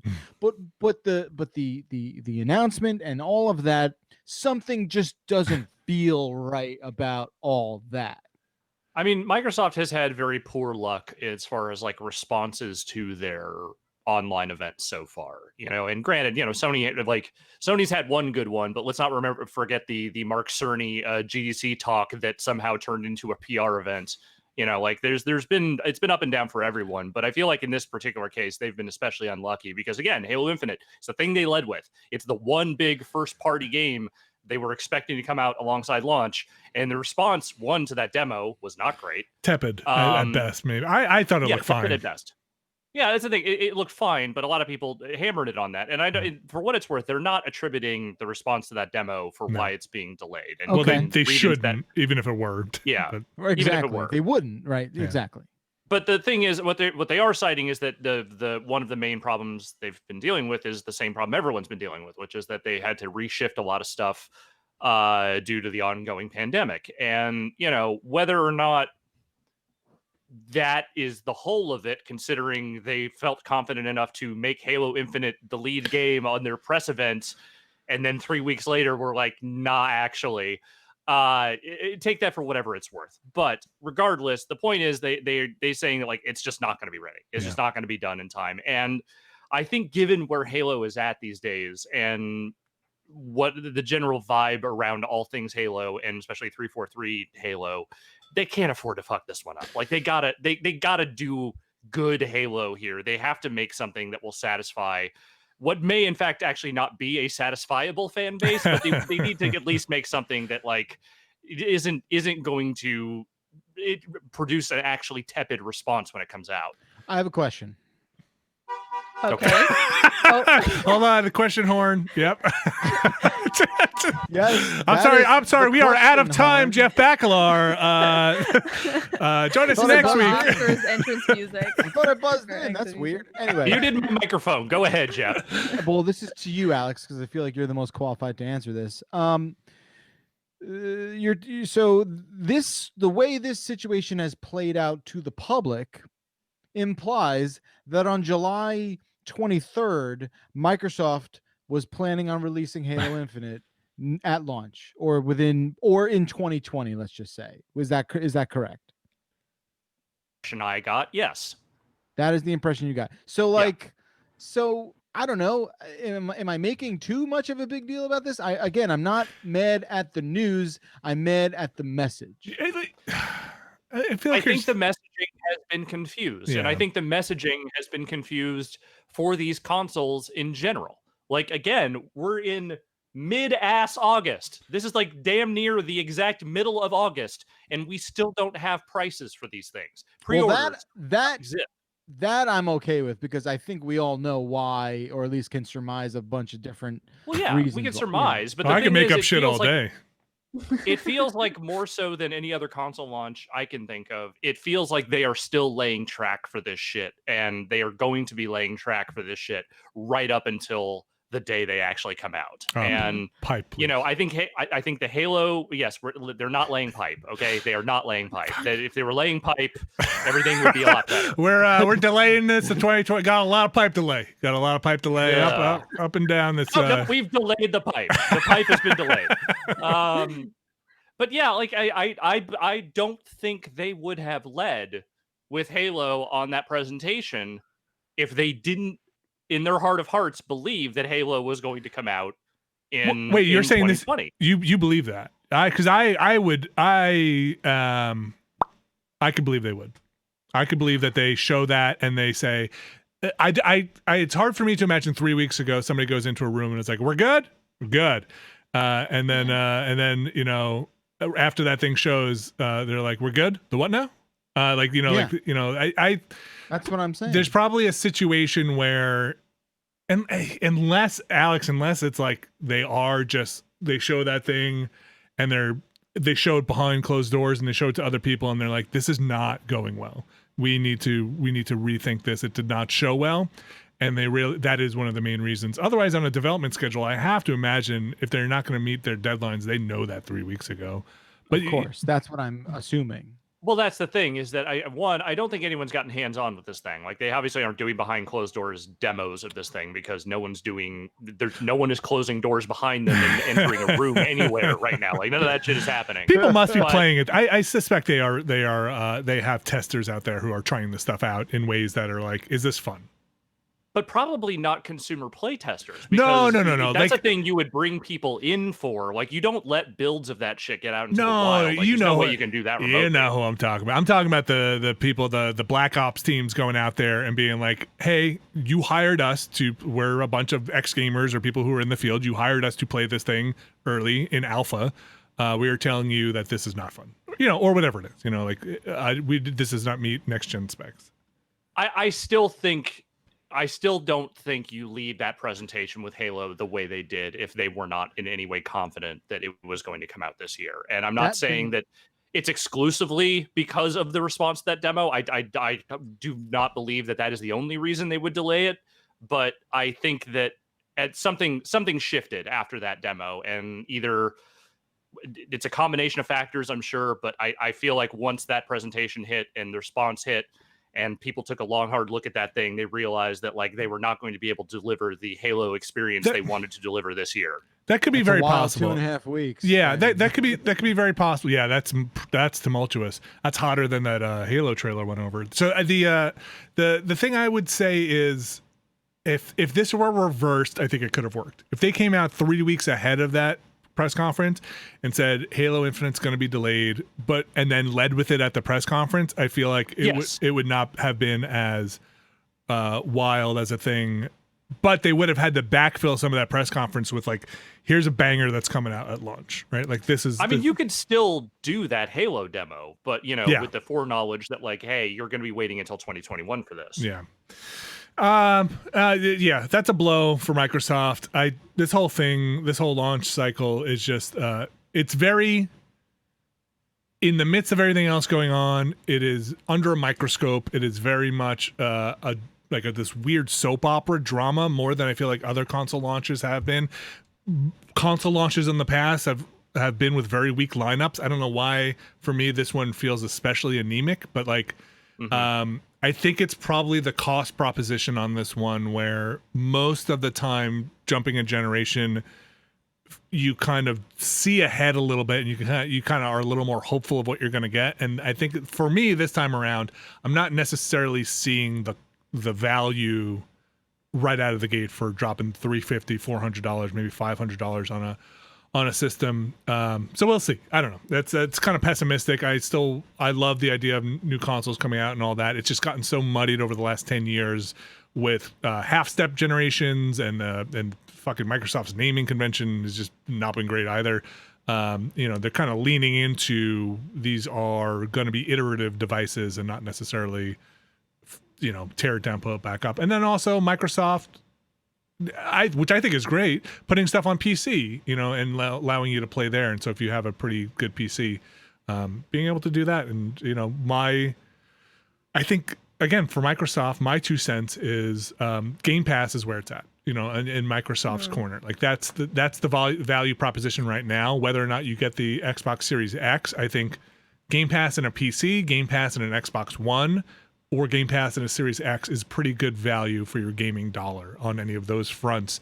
And I think Sony so far for me has a PS5 is what I want, right? So like Sony has a PS5, Microsoft has Game Pass, and that's kind of where I'm at currently. That's the fight screen. So yeah, that's right. All right, Alex, what else? Oh, you want to keep going? Keep going. Well, if we could just stay on this for one more beat here, I also feel like this further raises the question of like, who is this X for right now? Like who is Games Media? Yeah. Like who goes out now day one and says, I'll take your finest Series X, please. Look, we always say console launches are never the time to get in on a new console. Like 100%. The launch lineups by definition are anemic, and this one is just especially anemic. Here's the follow-up to that. To me, I think it's this foregone conclusion that there will be a Series S. How does that not just sort of come swooping in to catch the fallout from the Infinite delay? I don't know. It's perplexing to me, especially like if November, whatever date comes and there is an Xbox X and a Series X on sale, a Series S on sale. How did they not use this time to sort of, maybe soften that blow? It's confusing for sure. Yeah, that's a good point. Like the worst kept secret, Microsoft has right now is that there's this other model of Series X coming out. And because we don't know the price on the Series X, and we don't know the price on the would-be, what the code name was it? It wasn't Scarlet, was it? Lockhart. Lockhart. Yeah, Scarlet was the other thing. Anyway, like, right, what's that value proposition? And it is mid-August, and they will get pre-orders up soon, and a lot of this stuff is just a little in the air, which to me feels like, and I don't know if this is true, but to me gives me the feeling of underconfidence more than anything else. Of, oh boy, there's like still like a whiteboard with 3 prices on it, right? Or like at least 3 packages. That's like we still haven't landed on this, but they got to get that soon. I mean, if you have to make boxes and print stuff and get advertising and PR out there. As far as I'm aware, your price can change up until the day it launches, right? Like they, you know what I mean? Like, I mean, you got to have a plan. So who is in the driver's seat where it's like they announce the price first? Like who's at that advantageous sort of situation where they can get away with releasing the price first? Because one of them will have to do it first. Right. right?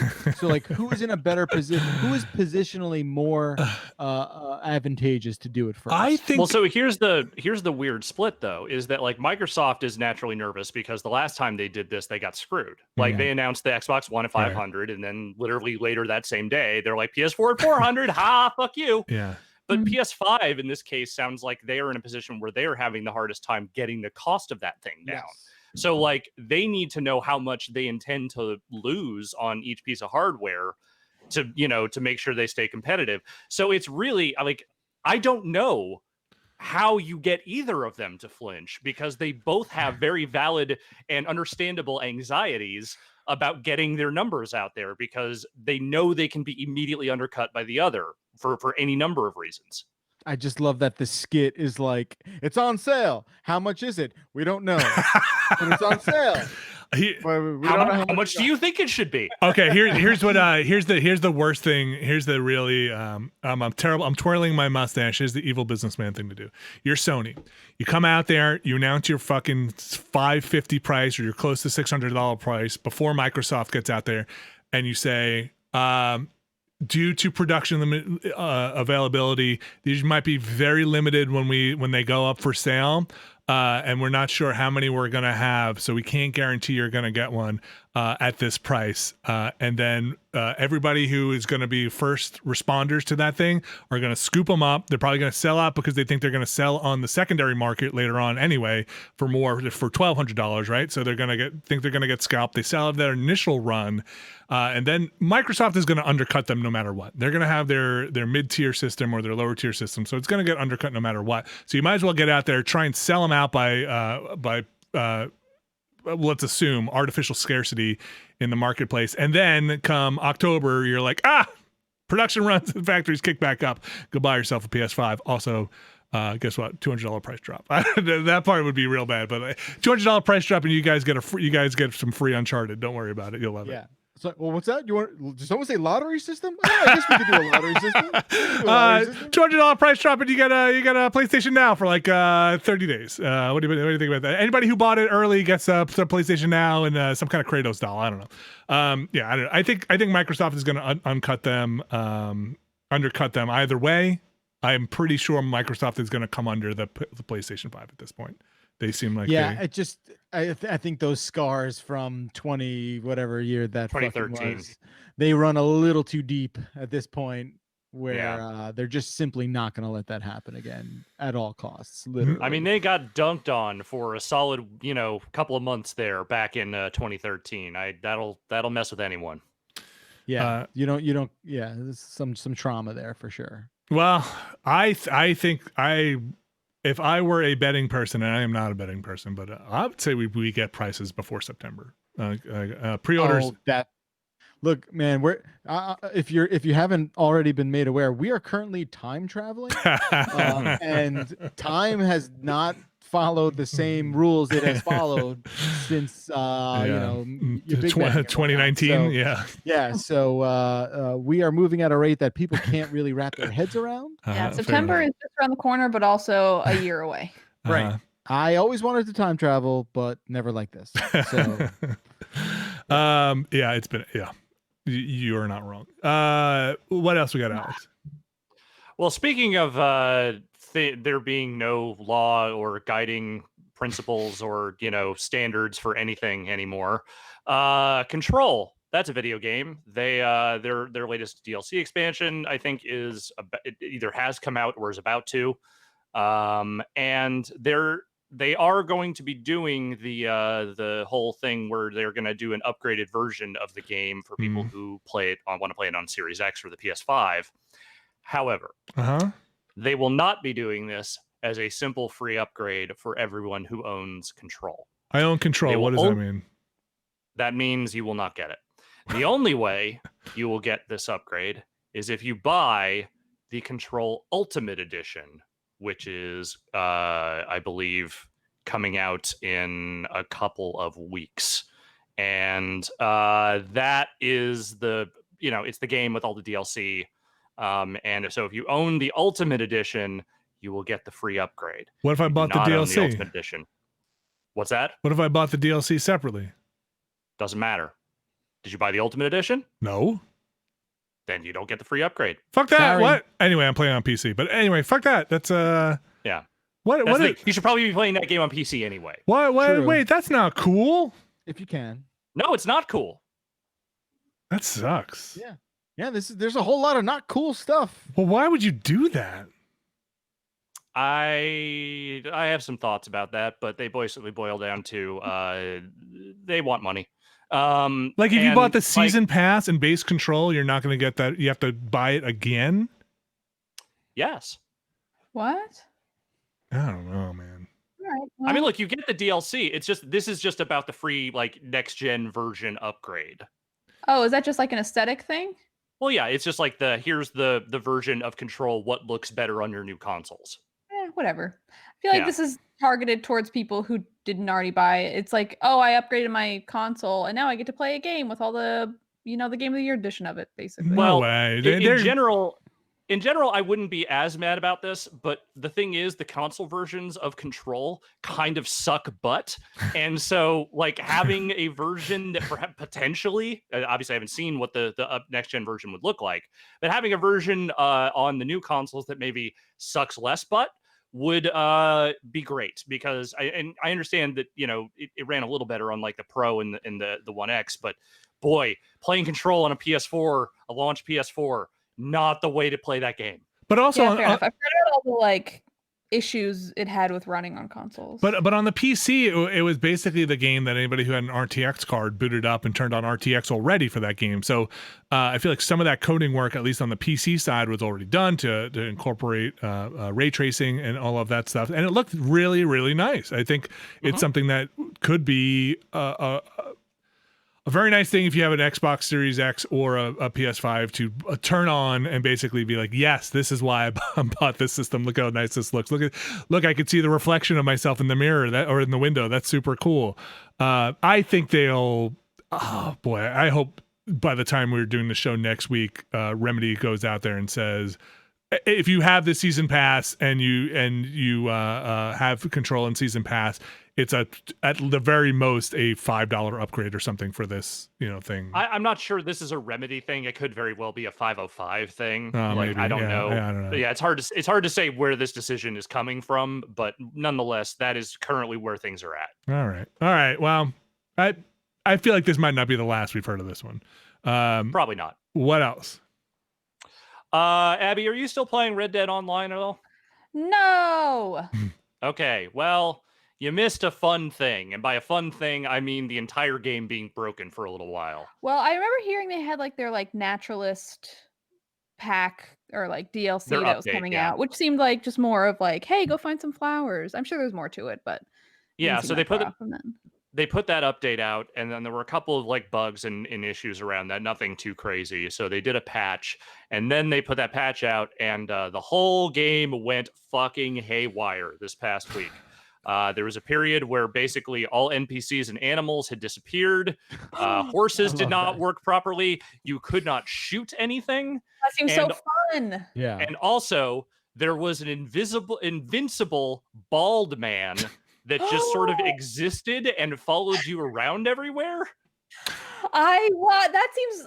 Don't roll that back. I want to play that. They already rolled it back. They already rolled it back. Red Dead Online is fucked. Like Red Dead Online, what have they been doing? I don't understand. Like they didn't They've update been their putting season. out more GTA 5 content is what they've been doing. They haven't updated their season pass in forever. Like my family and I, we were playing it for a while, and it's just like the season pass ended and they never rolled a new one out, even through all of this when everybody's at home waiting for stuff. I just don't understand. Nah, I don't know, man. I'm with Abby. That patch sounds like the most exciting thing that happened to the game in a while. I want to play that. Let me have the Bizarro. I want them to bring back the bug where the animals were skinned like the human NPCs. You would see like men flying around like birds and like women running around like donkeys. That's what I want from Red Dead. Bring it back. Yeah. It does sound pretty cool. Yeah. I don't know, man. If I assume this has a new season pass with this update, but I don't know. I don't know, man. I don't know. What else? These last few are just gonna be quick hits here. Tony Hawk's Pro Skater 1 and 2. There is a demo for that is, I believe, coming out this in probably within a day or two, I think, for people who pre-order the game or buy a burrito. There's apparently an official Tony Hawk burrito at Chipotle or one of those places. I don't Wait, know. what is it? What does a Tony Hawk burrito mean? Is it chicken? Is that what I looked at the ingredients list. It was not very exciting. It seemed like a pretty standard burrito. Is it just Tony Hawk's favorite burrito at Chipotle? Yeah.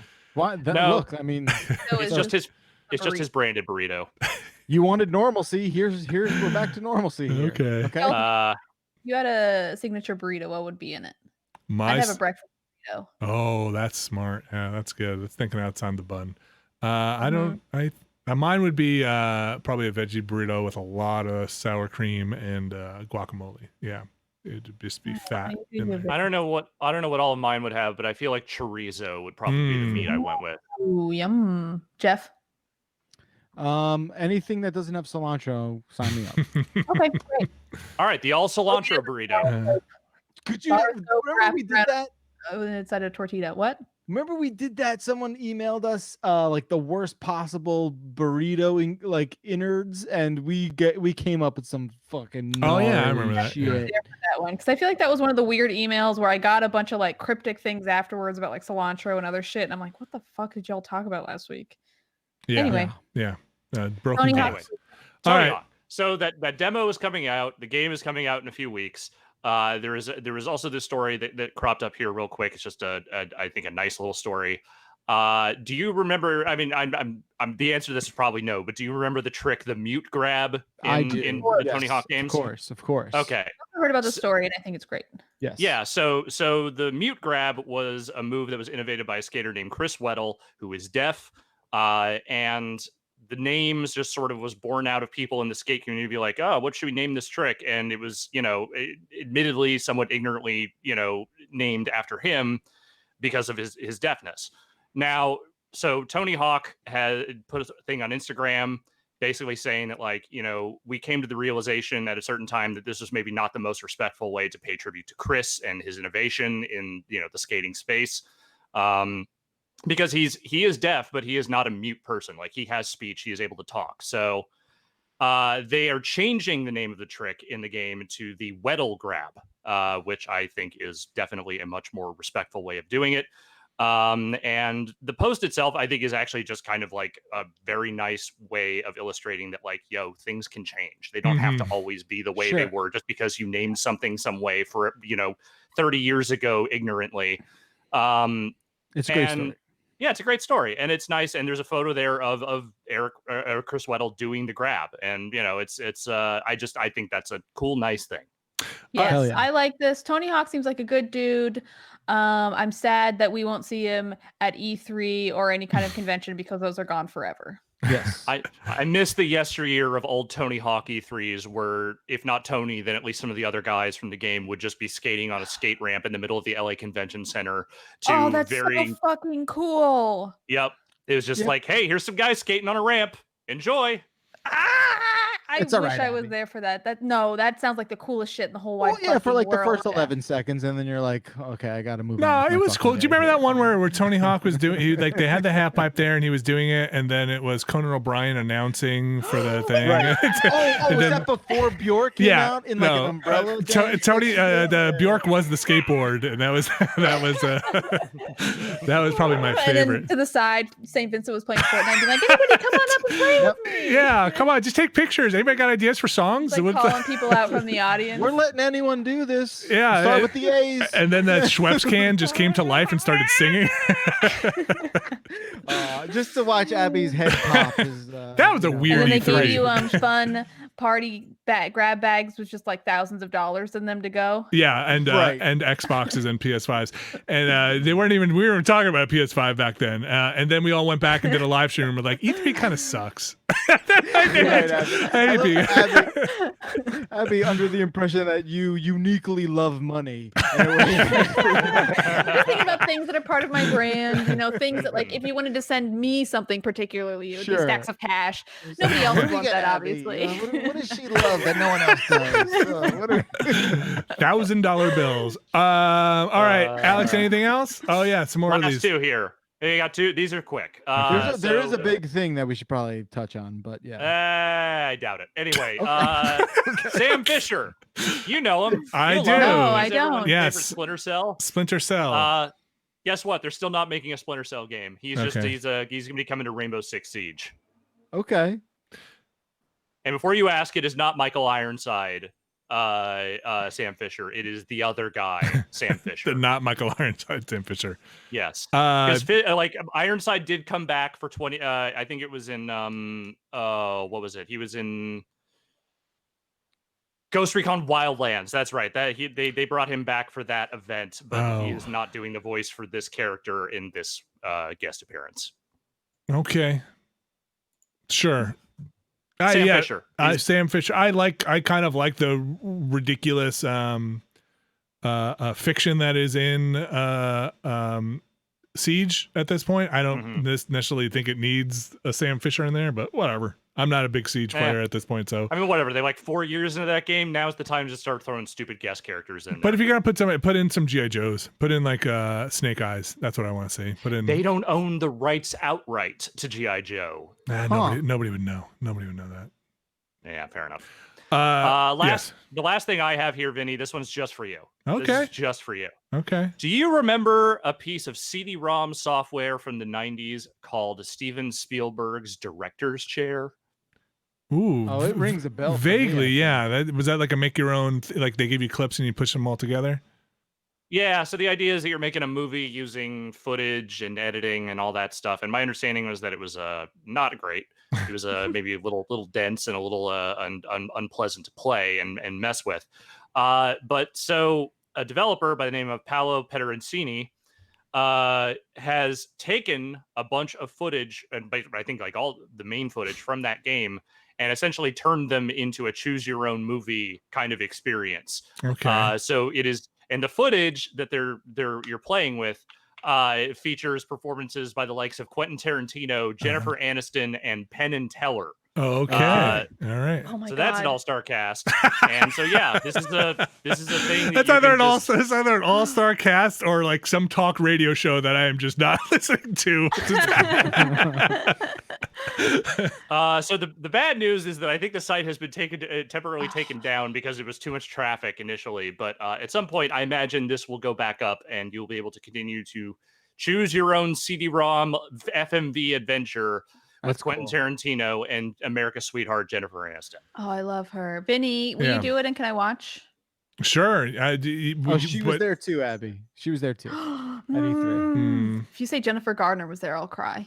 Yep. No, she couldn't make She it. might Remember? have been for like there was an Alias game. She might have showed up for that. Yeah, I can't remember. I don't remember. The Alias game was bad, but I don't remember she was there or not. Oh. No, she wasn't. She was supposed to be, and then Nancy Drew showed up and did like that sick ollie. Right. Yeah. I was misremembering. Yeah, you were misremembering. Right. Over a bunch of puppies. It was amazing. All right. Is that it? No, we gotta talk about. All right, touch the Epic thing. and Fortnite and the App Store. What are you doing? No. What are you touching on? I'm just messing with you. Yes. What we're talking about the executive order. Is that what you're getting at, Jeff? No. No? No, executive. No, I'm not. Oh, I know what Jeff's talking about. Can I guess? Can I guess? Yeah, go for it. I want to play Fortnite on my iPhone. Well, you probably can because you already downloaded it, but it's also been removed very recently, like a minute or two ago. I literally had no idea this was a thing. Okay, go on. Yeah, so what happened was this Fortnite had an update that inserted its own Epic proprietary payment system into the app, which goes against the terms of service that Apple lays forth in the App Store. And they yanked it from the store in response to Epic inserting their payment system into the game. And obviously, you know, I love when billionaires fight. Epic's got like, you know, look, this has been a a conversation that's been going on for many, many years.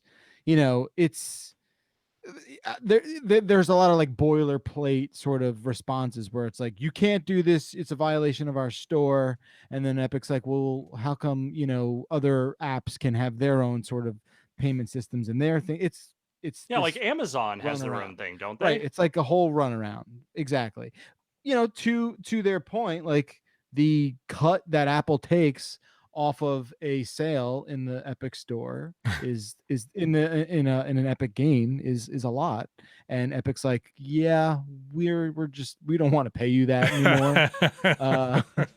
And there you have it. So we kind of made our own thing on the PC too, just so we wouldn't have to pay anybody anything. So this is kind of what we're doing. All it is just like, you know, them kind of bickering, and then you know, but here's the thing, like who buckles first, right? Like how does it shake out? It'll probably shake out in like the next 2 days, but yeah, I'm sure the app will be back up soon enough. But it's like this is just such a Apple's like stuff with Apple is just so weird right now, and it's always been weird. But like they seem like they're getting especially aggro about stuff, or maybe it's just that more people are like testing, you know, their limitations as far as like what they will allow and what they won't. But it just feels like every company that tries to do anything gaming related on Apple, it's like if you are not following the exact letter of the law, like you are just getting pushed off. So they, you know, the thing that always gets thrown back and forth is like, hey, you have to use our proprietary payment structure, and then the software makers like, you're a fucking monopoly. You know, like, so I mean that's kind of like what that conversation goes back and forth on. I mean, look, you know, it's a very closed system, and Apple, I mean, think about if Microsoft, which, you know, they have had their legal troubles and monopolies, were like, you have to go through our Microsoft store to buy all your games. People would be like, yeah, no, your shit fucking sucks, right? And so, you know, Apple's platform. So on Android, when you get stuff through the Google store and stuff like that, can it's you? All free. It's all free. It's all free, right? Go buy stuff on an Android phone. Well, first you're doing it wrong. So are there other stores you can go to for apps? Are there other app stores, or you have to get everything through the Play Store or whatever they call it? There used to be an Amazon Android store. They've consolidated it in a way that kind of makes it difficult to go around it. So, you know, I don't know what the sort of rate is that, or the fee rather, that Google charges these software makers. It seems like, just reading from the sort of surface details of it, that the Apple one is a little bit more, you know, gratuitous. But yeah, I can't speak exactly to the actual specifics of that, but they've kind of narrowed it down in a way that you do wind up going through your Google Pay, you know, account for most things, of the transactions that you make with Android apps. Yeah. I you know, there's a naive, I think for me, a naive, but not a less cynical view that like Apple tries to have a very curated environment, but then there's shit on their fucking store that is garbage, right? Like they let through so much garbage on their store. I feel like that argument held a little more water like 10 years ago when they were curating a lot more, but I think they've let so much crap onto their store anyway, that argument is moot, and they kind of just want to touch all the sales. Obviously they want a piece of that money. It's the same thing that Microsoft wants to do on their consoles, the same thing Sony wants to do on their consoles, and any closed platform like that. So I think they also, Epic sounds like they're just making. It sounds like they're doing a statement. They knew this was going to happen, right? Yeah, they made a statement. I mean, you look at like what the screenshot of the and they discounted their V-Bucks too, right? So like, if you now pay, oh wow, yeah, I know, yeah. So if if you buy your 1,000 V-Bucks through an Apple or Google store, it's $10, but now you get the 20% off if you do it through the Epic direct payment. And they kind of positioned it in a way that really rubs it in the holder's face, where it's like, hey, how do you want to pay? You want to pay more or less for the same thing? Your choice, Fortnite fan. Best value. Do what you will with your money. Yeah. But yeah, I mean, look, like this is what they wanted, right? Like you can tell, like they wanted to kind of light the fuse a little bit, and light it they had. That's interesting. That's yeah. I don't know what to say about that. Other than, again, the billionaires having a slap fight over, where where the millions of people playing Fortnite are gonna spend their money for stuff. And it's popular, right? Like a mobile Fortnite is not like a like, I feel like when that first came when it first was announced, like you can play Fortnite on your mobile device, I was definitely like, who's gonna do that? And then it turns out everybody is going to do that. Yeah, it turns out that shit did well. Vinny. Breaking news. Well, I mean specifically on mobile. Apparently, Epic has already filed legal papers about this. Sure, that makes sense too. Wow, that was it fast. sounds like they were ready. Lawyers don't mess around. They were getting ready to go here. Yeah. But I mean, I would think now, no, I'm wrong. I was going to say something that would age me out very quickly, but. I want to hear. Well, I was going to say, talk. Yeah, get aged out. Let me hear it. Well, I was going to say, now that everybody's at home, like would that demographic of people who are playing on mobile just play on PCs? And it's no, my kids want to play on an iPad, even if there's I'm wrong. It's okay. That's why I didn't say it. I will look at Twitter on my phone when my computer is right next to me. Yeah. It's a reflex. Yeah. Yep. Interesting. I mean, these the corporations, the corporate wars. It'll be interesting when they have their like weird private armies and security guards go like storm each other's corporate headquarters and industrial espionage. Espionage, my favorite drink, espionage. Well said. Thank you, Alex. What was the other thing you didn't want to talk about? That whole executive order with like the was it the WeChat and all that stuff, and like Tencent being wrapped up in all that stuff. Oh, when you say executive, TikTok. Okay, yes, okay. They cannot ban TikTok. The teens won't allow it. My army of teens will go out there and march the White House. Don't worry, TikTok will come to Xbox Series X, but it's delayed until 21.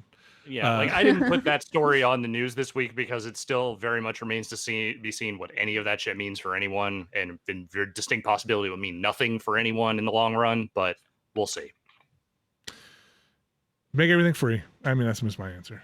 I don't know. Actually, no, that's the wrong answer. Everything is kind of free. That's kind of what gets us into this whole security nightmare anyway. Like, look, I get to use all these services for free. I just hit install and I check the little plus button that says you can use all my information. What's the problem with that? Should we go into emails? Yeah. Let's do it. Okay. Let me play this music here. We're going to take another little break. Great. Love it. I love the enthusiasm. Here we go. Thank you so much. Hopefully this is all checked down, and here we go.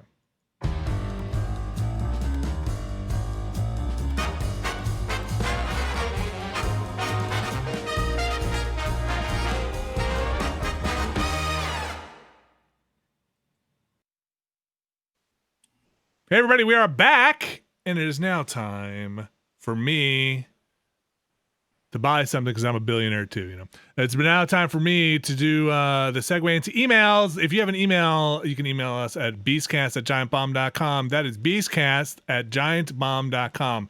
Man, I was just looking up while we were in the break, looking up more of that Apple and Epic stuff. And it's so funny, the like pantomiming of like the legal briefs that are filed, the lawsuits that are already there. The like, gosh. I wanted to add, like, from the point of view of Epic, they say like there are plenty of apps that have been cleared that they don't pay this fee, right? Like, so like Amazon, Grubhub, Best Buy, Uber, Lyft. Well, Amazon's not on the App Store anymore, and like for a long time too, because I had the Amazon app. I'm not like an expert on the Amazon app or anything, but I had the Amazon app, and I couldn't buy any digital items. I couldn't buy like Kindle books on there. I'd have to go to the Safari browser in order to just buy them on my phone, which was weird, but it was just like the Apple thing. And now it's like the Amazon app doesn't work at all. You can just go to Safari, as far as I understand. So I just really want... It's kind of a mess. I want to hear Ruth Bader Ginsburg render an opinion on hot dog costumes in Fortnite when this goes to the Supreme Court. So you can buy just the hot dog costume, but it doesn't help you win the game. Is that right? And have Fortnite up on a big screen there. Well, Then we really need to not be adding to her workload until let's say at least January next year. Listen, this will it's got to come up. It's got to go down up and down the minor courts for a little bit, the lower courts. It'll get there eventually. All right, if you got an email, send them into beastcast@giantbomb.com. This is beastcast@giantbomb.com. Abby, Russell, gone through the emails. What do we got? Okie dokie. Jeff, please read this first one from Richard. Most certainly. Richard says, as a collection of nerds, potentially among or around nerds back when you were in school, I wanted to ask you guys if have any of you ever seen a jock bully a nerd? Movies and shows set in middle and high schools paint this stereotype like it's a common thing, but as a huge nerd myself, it was generally just that nerds sucked entirely on their own and took it out on each other. Now, some of you went to school closer to the inception of this trope, so maybe you have a different perspective on this. At this point, I think nerds have just been churning out anti-jock propaganda for decades, and frankly, they need to be stopped. Oh man, I like that goes places. Yeah, I mean, I can say. Oh, go ahead, Abby. Okay, I was going to say, in my experience, I do think that bullies tend to be everybody's a bully, I think, to someone. For the most part, I think that you find like, oh, I'm bullied by them, so I'm going to bully them. And like, yes, it's within your own circles, it's out of your circles, but I think bullying is much more subtle than like I don't like you, so I'm shoving you in a locker. You know what I mean? Right. Like, give me your lunch money, nerd. Yeah, exactly. I also went to a high school in Cambridge that had like a lot of students. It was very diverse in a lot of ways. And I think for the most part, like nobody was just a nerd and no one was just a jock. There was a lot of overlap on like a lot of shit. Yeah, I would say my school was a little closer to like the framework that Hollywood has definitely rammed down our throats over the years. But it's not, I wouldn't limit it to jocks. I think it basically boiled down to if you were a popular kid, there was a greater likelihood that you were perhaps mocking and bullying kids that were the much less popular kids. Like, but at the same time, the guy who bullied me most in like high school was part of the same general social group that I was in. Like, it wasn't a different social order or whatever. It was just a guy who hung out in the same circles I did, and he was just an asshole. And so that was, you know, and there were nerds who were actually pretty well liked by everyone because they were nice people, and, you know, no one really felt any particular need to go after them because they weren't doing I mean, not that any nerd necessarily deserves it, but, you know, they weren't going out of their way or doing things to like make themselves a target. Like, they were generally beloved by most of the student body. There were other nerds who were extremely insufferable, and I kind of, again, in no way am I justifying people bullying them, but I understand why they got targeted because they were just kind of insufferable to be around. I will say, I don't think it was like all jocks are against nerds, but there would be certain class of nerds that would just be like, everybody's like, there's the anime nerds. They do the Naruto run in the hallways. Oh, I thought. Which is like, it was not necessarily like a thing. I saw people like bullying them all the time, but it was a thing that was just like, you are a specific class of people. You guys like your thing. You are this nerd. That's the type of person I probably respect. Like I'm sticking to I got my thing, and I dress like a ninja. Like, that's what I do. But like, yes, you're right that is that puts you up on a target for teasing. I think that in my high school, which was like, I think my graduating class was around 500 or so people, so it felt like pretty large. And so I played football. I was captain of the junior JV football team. So like, just slide that in there. Well, it wasn't. Listen, it wasn't varsity, so I was captain of the 8th grade football team, or 9th, whatever it was, and I still got picked on. Like, or at least I had a bully, but it was like one of those seniors that didn't want to be in school, like a super senior that didn't want to be there, wanted to pick out somebody who was also like a fairly big person, who was me at the time, like bigger than the other kids, and just wanted to fuck with me. In a way that's like, I'm going to make this miserable for you as well, and do, you know, bump you in the hallway or try and do all those things. We never got into a fight. It turned out it's one of the proms I went to was also in the prom limo with like I didn't know this person, but wound up being the person I went to the prom with had a friend who was dating this person and wound up being in the limo, which was very uncomfortable for me. And they also worked at like the Bavarian Pretzel or whatever in the mall, and that was always a pain in the butt to have to avoid that. But it's uncomfortable. Like it was one of those things where like you see that person and they're like, "Fuck, I'm gonna get fucked with," and like it sucked. But like I wasn't. I don't know. Maybe I was a nerd. I mean, I'll list off the things. I played a lot of video games. I wore. You a nerd. Okay, played a lot of video games, but I didn't like math. So I played. Okay. All right. The scales are kind of bouncing back again. I wore my 9 Inch Nails and my Tool black T-shirts with my white long sleeve shirt underneath it, very long, and had long hair. Style for the time. Not everybody. Some people wore button downs and that kind of stuff. So it was pre-goth. So it was like, I don't know, but I wasn't metal. There was also a lot of crossover, I think, and I don't know. I think this emailer is right that the most picking on I usually saw, which was the worst, was in the own circle, like on their own level. Like the popular kids, I think Alex is right. Also, just kind of did their own thing, but that was avoidable in some ways. Like you could kind of steer clear of those cliques, but when it was like intra clique, those were the worst. Where it's just like we've ostracized this person who is part of our own thing for some reason because we all need to pick on somebody as well, and that definitely happened. I feel like in my experience, there wasn't like a popular kid group necessarily. Like, how do you know who the popular kids were? They were like you were them. Who was dating? If you have to ask, who was Abby. not dating? Oh, interesting. That's an interesting one. Yeah. Like, wait a minute, I was the popular kid. No, I didn't talk to anybody in high school. I moved between my freshman and sophomore year, which was a nightmare. I had no friends. But it's fine. C'est la vie. I feel like high school, I feel like it was a thing where like both nobody and everybody was doing it. You know what I mean? Like everyone says they were, but like nobody was. Dating, yeah. Yeah, there were some kids in my school who were very definitely not dating. There were definitely kids in my school that were the popular kids, and they were usually the kids that had a lot of money and could like throw big parties and all that stuff, and had like the houses where the parents would go away, and also the kids that had a lot of money.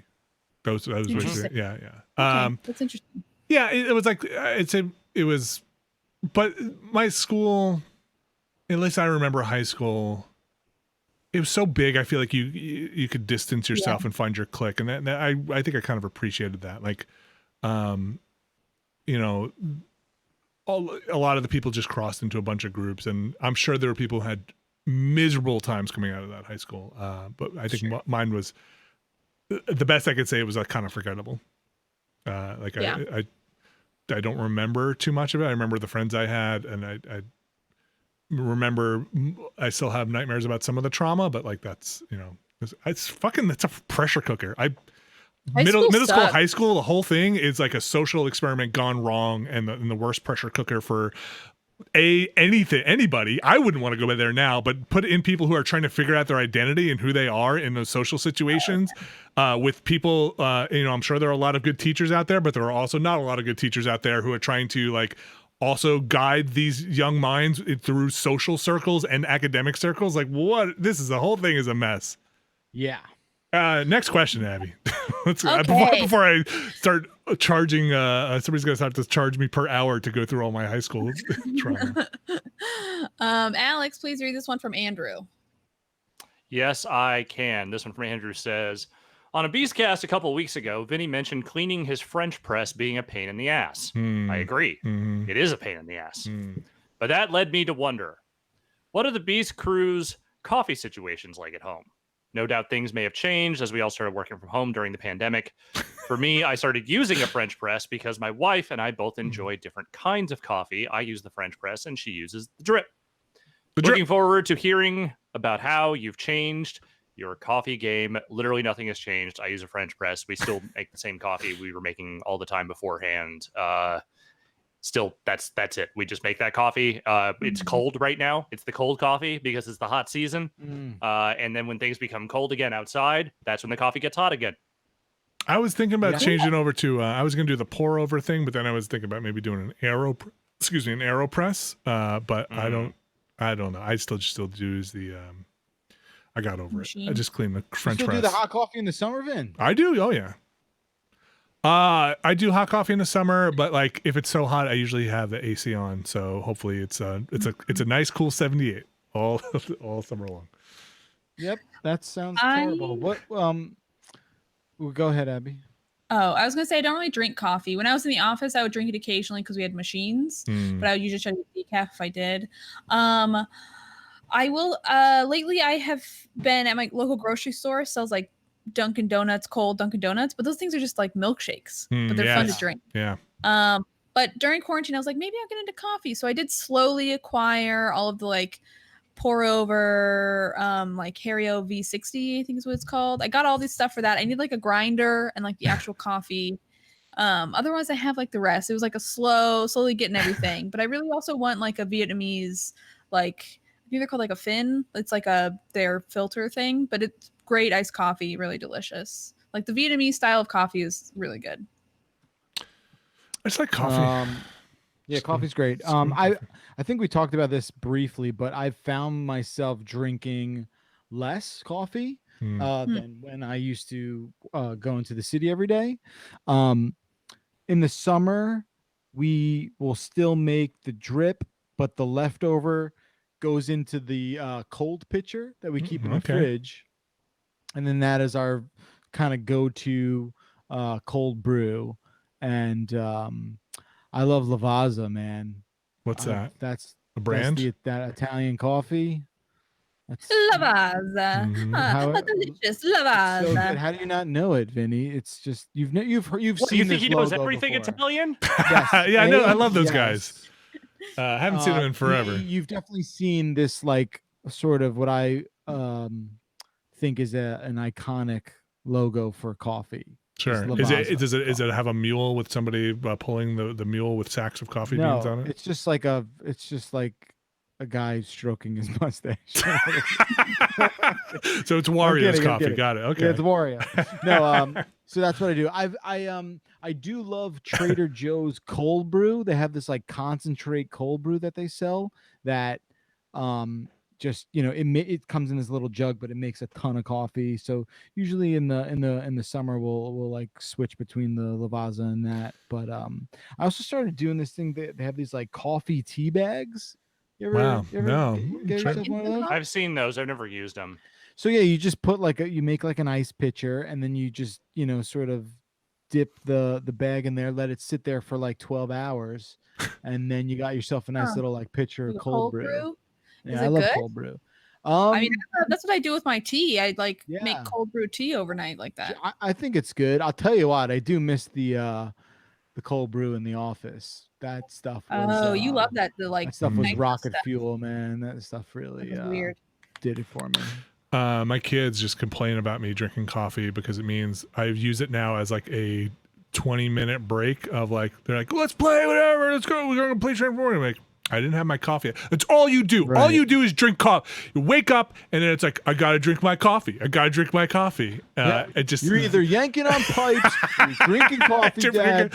You know what? It sucks. It sucks. You never want to play anything anymore. It's just your coffee. Just as I'm like sitting there trying to tune them out, like drinking. Like, it's all you do. Man, what a summer. What's next, Abby? Okay. Vinny, you can read this one from Jeremy. Oh, this is perfect for me since I know Hollywood Vinny. I can't stand. This is from Jeremy. Jeremy can't stand Nick Kroll. There is no reason for this. If Nick Kroll is involved in a show or shows up, I can't watch it. Is there anyone that you have an irrational dislike for? I'm pretty sure that I am the asshole here. Thanks from Texas. That's Jeremy. I don't know anybody's name. So Okay. Can you Wow, describe a facial? No, we can't give me do like that. A facial mock-up of Yeah. like maybe who you hate. No, I don't know if I have an irrational dislike for anybody on the big screen or small screen. Okay. Mm. I have I hate rational. Josh I have Gad. rational dislikes for people. You Yeah. hate Josh A lot Gad? of people hate I Josh hate. Gad. I don't know if it's rational or irrational. It's just that I think it's just that literally everything I've ever seen him in I didn't like, so that makes it Fair enough. impossible for me. He's Uh-oh, fucking. Alex. He's fucking Olaf, man. Alex I is mean- muted. Alex, can we hear you? Well, and he Alex, was- I think I you hit mean- mute. Okay. No, he gets it. I'm gonna defend Josh Gad. Oh yeah, do it. You Alex, muted him. Go for it. I have no idea about Josh Gad. I'm back. FYI, my recording stopped because the cable came out. So I have to start a new recording here in a second. Wait, don't talk. This is all gonna get cut out. Alex, let me know when you're recording again. Okay. It's just to get around Josh Gad. I'm telling you. Hold on. Going to take about 30 seconds for this to export, and then I can start again. It's okay. Well, this is not going to be in the final show, so people watching this live, well, this will be in the final recording of this version of the show, but it will not be in the audio one. So it's just going to be fart sounds for 30 seconds. Somewhere, Josh Gad's gonna like sneak out under his desk with like wire cutters. I think when I get that new mic arm, this problem will cease to be a problem. Would you like to build a snowman? This would is like to good. build a snowman. Oh, good, Vinny. You're gonna get us. It's copyright taken. That's right. That's first I don't know, this epic. is Now giving me. Time to think about. I feel like I have them. Okay, Wait, I'm recording now. And sorry, we had a little break there, but Alex's mic came out. He was talking about how he loves Josh Gad. Jeff Bacala, He's my favorite. You also love Josh Gad? I don't claim to be some like Josh Gad super fan, but like I don't know. I feel like he's a jolly person and seems. I don't. It's not that there's a reason for it other than he's in stuff I actively dislike, and I have never found an occasion to enjoy his work. Got it. So this probably does rest more in like the irrational category than like if I had to pick, it's just there's nothing there for me. Got it. I think I'm gonna say this, yeah, and who I is it? Who is worry it? people get mad at me, but I also don't think it's super uncommon. I don't like Anne Hathaway. She's fine. I like her in roles like Princess Diaries when she's supposed to play someone like a little bit annoying. I just think that she doesn't seem like a person I'd want to hang out with. She has like real like theater kid energy, and that goes against my like comedy theater energy. You know what I mean? It doesn't mesh. It doesn't mesh. Okay. Yeah, it's like two magnets trying to put them together. It just doesn't really like matter they're and antimatter. Yeah, they're of a type, but at the same time, they are just repulsed by one another. Precisely. She seems perfectly nice and fine, and I don't want to have a conversation with her. Fair enough. Unless she's cast that's as in the right role. What about Yes, you, Vin? He is playing a theater kid like in Princess Diaries. I'm trying to think of other things I liked her in. Princess Diaries. Devil Wears Prada, because she's kind of like, ooh, she's not the most likable. You know what I mean? Mm-hmm. Like, it works in those. Like I said, I don't really. So on that kind of similar thing of the Anne Hathaway thing, I miscasting can really ruin a thing for me. Where like the one that sticks out to me because I like Adrian Brody was Adrian Brody in that Predators movie, was just that was hilarious. It was Come just on. so hard to get through the constant remembering that he is cast as this like big jacked hero in this Predators movie. Was like Adrian Brody. Of him like toting around machine guns and like sleeveless shirts was just such a constant weird casting thing. Also, when bad child actors can ruin a movie for me, like a kid that's a bad actor, but that's probably everybody. Okay. Yeah. I guess that's an answer. I don't know. I don't really. Sure. I don't really. There's no. Again, there's plenty of rational reasons. I don't know if I have an irrational dislike. This might come as a surprise, but You gonna say Seth Rogen? I fucking hate Seth Rogen. Do you Is it actually, or are you doing a bit? You look like Seth Rogen? I don't look like him. I don't know what the fuck you're talking about. Okay. Is it because people say you look like him? Is this your own? I actually don't. I actually don't have any hate against that guy. He seems like a fine person. He seems fine. I'm sure he's probably pretty cool. What's he like? What's he like? Yeah. Seth, come here. Hold on. So, now look at the camera and tell me. He's a little shy. He's a little shy. He's not coming out. Wait, did you have something for? He seems super nice and he loves weed and I don't know. Probably fine.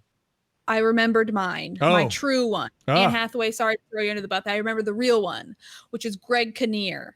I think that guy is so smarmy. I think he's awful and everything. I think similar to Anne Hathaway. Like I think him in You've Got Mail. He's supposed to play someone you're not supposed to like. I think he is so unsympathetic, even in characters where he's supposed to be sympathetic. That is my answer.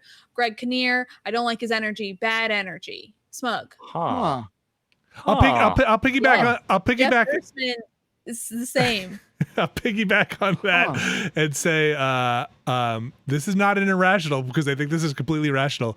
Movies with Kevin Costner in it. I think Kevin Costner is not a great actor. I think Kevin Costner is. I don't think that's an unpopular opinion. That's right. I think that's a rational dislike for movies with Kevin Costner. Whatever, man. Waterworld, Postman. He saw it all. He saw it all coming, man. He predicted the future. He has nothing but a katana in his apartment in the Bodyguard, and that's appealing to Whitney Houston, the biggest star in the world. Yep. Yeah. All right. Should we move on to the next email? Yeah, sure. I feel like we're just going down a slippery slope here with all this. But that being said, I would love to see Kevin Costner cast in anything because I feel like he's the same person and everything, kind of like Keanu Reeves can sometimes just be Keanu Reeves. You just put Keanu Reeves in there and it's just Keanu Reeves. Kevin Costner is just like, I don't care. It's just Kevin Costner is going to be Kevin Costner. What else, Abby? Okay. Ooh, I'll read this one from Jim. Hey, Beasters. Who's your favorite talk show host? What a fun coincidence this one happened to come this week. Mine, this is Jim, is Space Ghost. Fun fact, Space Ghost is married to Bjork in Space Ghost Coast to Coast Canon. That's hard to say. Cheers, Jim from Milwaukee. Who's y'all's favorite talk show host? Well, if we're talking animated, it's 100% Space Ghost. I've actually been rewatching Space Ghost over the course of this pandemic. I'm on season 3 right now. That is a great show. Real life, I would say Conan O'Brien was probably the one I watched the most growing up. Same. These days, the only talk show I really watch is Desus and Mero on Showtime. And that, yes, they're part of the wonderful Viacom CBS family of shows, but also I just kind of feel like theirs is the only show, their only energy that I really want to watch as far as talk show stuff goes these days. So okay, is John Oliver's show a talk show? What counts as a talk show? Because I would really Mero. So is the Daily Show a talk show? They had guests. What? Like Jon Stewart on the Daily Show would have a guest. Yeah, I think that's more of a talk show than Last Week Tonight. Okay, so Last Week Tonight is not a talk show. Not as much, I don't think. Okay. Anyway, my answer is Ellen DeGeneres. No, I'm just kidding. It's Conan, I guess. Okay. I mean, I don't want the show. It was Ellen a month ago, but now yeah. Well, the thing about Ellen is I always knew she was mean because it was an open secret for a long time. I felt like that was your favorite part about her. Yes, I love the idea of someone who is like, I'm nice to everyone, and then it's just a total monster behind the scenes. But then it turned out there was actual more monstrous stuff with all of her staff that was this is a little less fun to enjoy, ironically. I also grew up watching her show. I mean, I love Ellen, but I guess I'll say Conan. Yeah, I don't really have a. Watch talk shows, though. For me, it's got to be Conan all time for sure. Yeah, I had a lot of laps at Conan. I mean, Letterman is great too. I really did enjoy David Letterman in his heyday, but he's moved on, and so have I. Arsenio Hall, that show is just funny. Arsenio Hall jokes just falling flat in 2020, huh? No, I'm just thinking back on what I remember from the Arsenio Hall show. I remember a lot. I feel like a lot of what I remember from Arsenio Hall is just some of the weirder tangents that show went on. I think there was I remember a musical performance by Billy Idol, but it was the cyberpunk era of Billy Idol, where he did that one cyberpunk album where he had white guy dreads. And I remember that being real weird. There's one interview I remember from Arsenio with Steven Seagal, who was always just absolute dead weight as a guest on any show. But there's one I remember where he specifically asked him about his opinions on the AIDS crisis. And Steven Seagal goes into a whole diatribe about how he believes AIDS is man-made. And it's like, he says, yeah, I think it was man-made. And then he waits for the crowd to applaud, and they all kind of do, but it's like a little bit tentative and like I'm not sure if I should be clapping for this kind of thing. Even hearing this, it's an incredible clip, I will say. I feel like all the Arsenio Hall like visuals I have in my mind are from when movies portrayed that, like where like someone like a movie would have a character go on that show, right? If that makes sense. And everyone's doing the woo woo woo yeah, thing. exactly. Like I don't know if I ever actually saw the source material. Yeah. Abby, how about one more email? Okay, one more email. Jeff, read this one from Spencer. Why don't you? Sure. With the new Avengers game on the horizon and the recent news of Spider-Man appearing only on the PS4 version of the game, it's got me thinking, what other radioactive animal or bug bite would make for an amazing or spectacular superhero, or absolutely terrible? Ooh, I feel like comics have kind of worked this one out. There's a lot. Yeah, like what's left? What them all? Yeah, I know, just to have Angel Man. Scorpions, ants, butterflies. Well, I just want like the freakiest thing. Like, what's the freakiest thing that you can get bit by? Oh man, that you could get bit by. I don't know if you could get bit by. Let's say a being in like a inchworm, a worm would be a real bad one. Ooh, yeah, I don't want that. Fun one. That's icky. That's an icky one. Yeah, like I think living in New York, like rat. Like I want to be rat woman. Cool. That might be cool. Well, there's Ratman from Ninja Turtles. You can go. He was a very bad villain. Yeah, I'm telling you, there was that movie with the Harold Leonard. What was the one with he was the Willard. Yeah, with the mice. That was a kind of creepy movie. What's his face? Crispin Glover. Yeah. Oh yeah. What happened? Where's Crispin Glover? Rat King. Sorry. Yeah, I want to be Rat King. Yeah, I want to be like a bunch of rats with their tails knotted up together. No, stop with that. That's what I want to be the Rat King. Just a bag of rats. You're just. And like some of the rats are dead and some aren't, and they're all just moved together as one big shit. Yeah. You're basically a Dark Souls boss. Yeah. And they're all just normal rat sized, but like in a big ball of rats. Mm-hmm. I think just the like. Spider-Man, yes, he right, but like there are so many other insect varieties that are so fucking horrifying to me that like mosquitoes. Oh, mosquitoes. That I mean, just I think that's a vampire. I mean, right? I've seen The Fly. I know what happens when that goes real wrong. I guess you're right. Or like if someone became like a house centipede or something like that. Yeah. Well, what would your power be? Just you, but your fucking half-dead crown of rats is like that's just real. That is just real. Safe for work. Jesus. I think the one I'm just imagining getting bitten by a radioactive sloth and then having it have absolutely no impact on me whatsoever or any impact on my day-to-day life. It's just like I have this bite that I need to heal, and then it's like literally nothing about my lifestyle changes. I'm eating more greens, more leafy greens, but otherwise I'm pretty much the same. I think I have super speed. Look at how fast I'm moving now. I can really your nails grow long. I feel like it's everything I'm thinking of has been some bad DC or Marvel or off-print or something villain or Ninja Turtles villain, like Baxter what? Who's in? Where are my Ninja Turtle people? Baxter Stockman. There we go. Yeah, there were a lot of like mutant. Why do I remember that? I don't know because it was good. I think I had the Baxter Stockman action figure. That's probably why I remember it. Okay, I'm trying to think of anything else. Elephant, what would that give you? Radioactive elephant, that bit you, you'd just be dead. I guess if an elephant just decided to bite you, it'd probably just be dead. It wouldn't be radioactive anything. Did you ever find a bug, tangential, because I was thinking about bugs. Did you ever find a bug on like the outside window or something like that, and you've never seen it before, and it's super huge, and you're just like, are you just a new bug?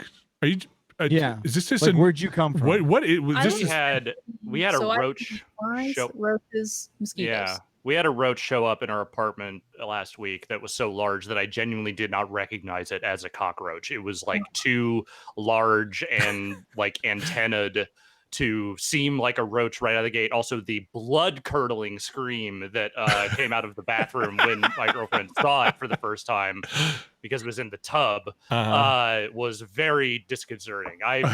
We get roaches. That thing was eating well.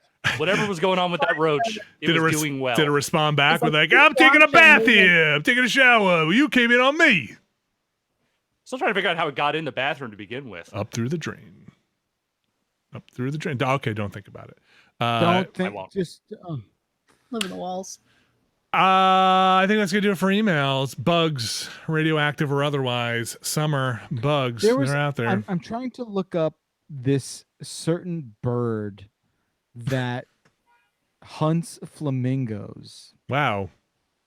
Okay, I only know about it. It's a very deep cut. The only reason I know about it is because my son has been obsessed with the Disney nature documentaries, and what's that, Abby? I said fun. Yeah, they do your penguins and your elephants and your dolphins. Meanwhile, one of the fucking things dies every goddamn time, and it's just a very difficult conversation. Oh, yeah. Anyway, there is this one movie that Disney classifies as Disney nature, but it was not made by the Disney people. Like, they acquired this because this is like, it's like artsy in a way. It's called The Crimson Wing, and it's basically just like a 2-hour documentary on flamingos and just how like fucked up their lives are and like what they got to do to survive.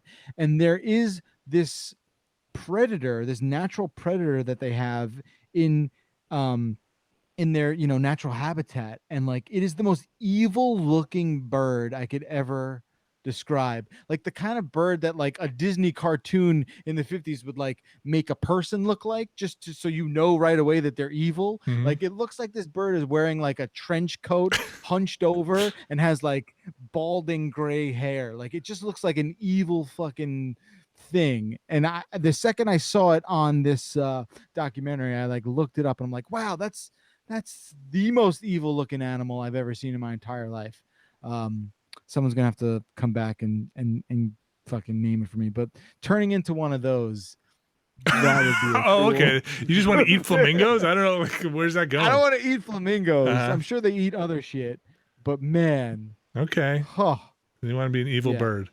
I think an evil bird. That's going to do it for emails, which means it is time for corrections.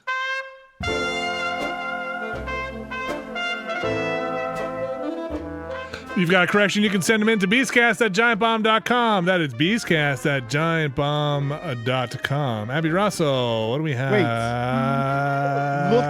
Thank you, chat room. Before we get to this, it's a marabou stork. Do yourself a favor, look up stork. what a marabou stork looks like, and you will shit yourself where you sit. This thing is evil. Oh my god, it's like they made a turkey vulture into a fucking pelican.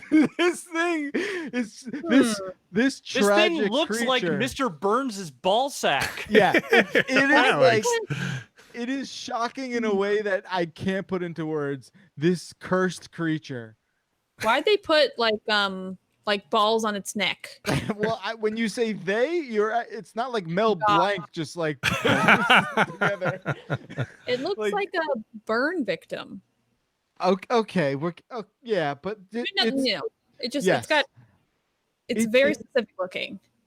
Yeah, it does look just look like, hey, how many times can you hit the randomize button and sort of just like on your creature creator? Possible combination it's of like shit. spore gone God, wrong. It's like if Red Skelton was a fucking bird, man. Jesus. It is just like Satan's ball sack. Send me Bacalar, send me a picture of that for make sure it's high res and it'll be the thumbnail. But now Okay. You got corrections, send them in to beastcast@giantbomb.com. That is beastcast@giantbomb.com. Abby Russell, what do we have going on this week in terms of corrections? Please read this one from Alex. I will read this one from Alex. Alex says, in episode 272, Alex said that Zombie U was ported to the Xbox 360 and PS3, and the port wasn't very good. It was actually ported to the Xbox One and PS4, and the port wasn't very good. Great. Now we know. There it is. Knowing is most of the battle. This is what A good chunk of it. That's what they say. At least half. That's gonna do it for this week's show.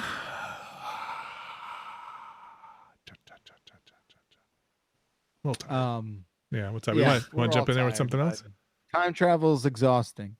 Yeah, it is. I gotta go read my 57th message from the school district. If it's Tuesday with the moon out, it'll be a quarter day. That's gonna do it for this week's show, folks. So hope everybody's doing well out there. You can tune in to some of what's been going on over here at giantbomb.com/chat. We've been streaming most days. Might change that schedule up a little bit. And try and figure some other stuff out. We've been testing some streaming stuff out. Spent about 3.5 hours testing stuff out the other day. I'd say that was definitely a 2 steps forward, 1 step back scenario. Learned a lot. A lot of windows open for that thing. So we'll figure some stuff out. And I'm gonna play the music here for the end of the Beastcast. Bump. There it is. Abby Russell. Thank you very much. Jeff Backlar. Thank you. Alex Navarro. Don't forget to check out on YouTube Giant Beastcast clips. It's for you, Dave in Alaska.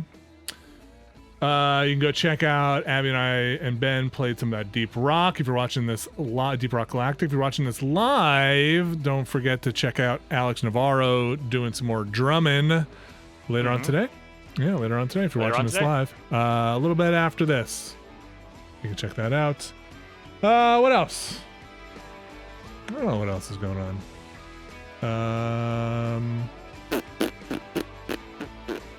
We'll have we're gonna do probably our last Minecraft tomorrow. Wrap it up in our sandbox and creative modes. You got that. We'll have the hotspot tomorrow, folks. My name is Vinny Caravella. I hope everybody is staying safe out there and getting through and is ready for whatever's coming down. Uh-oh, I heard something. I don't know what that was. Thank you everybody for listening to Giant Beastcast. We'll be back next week.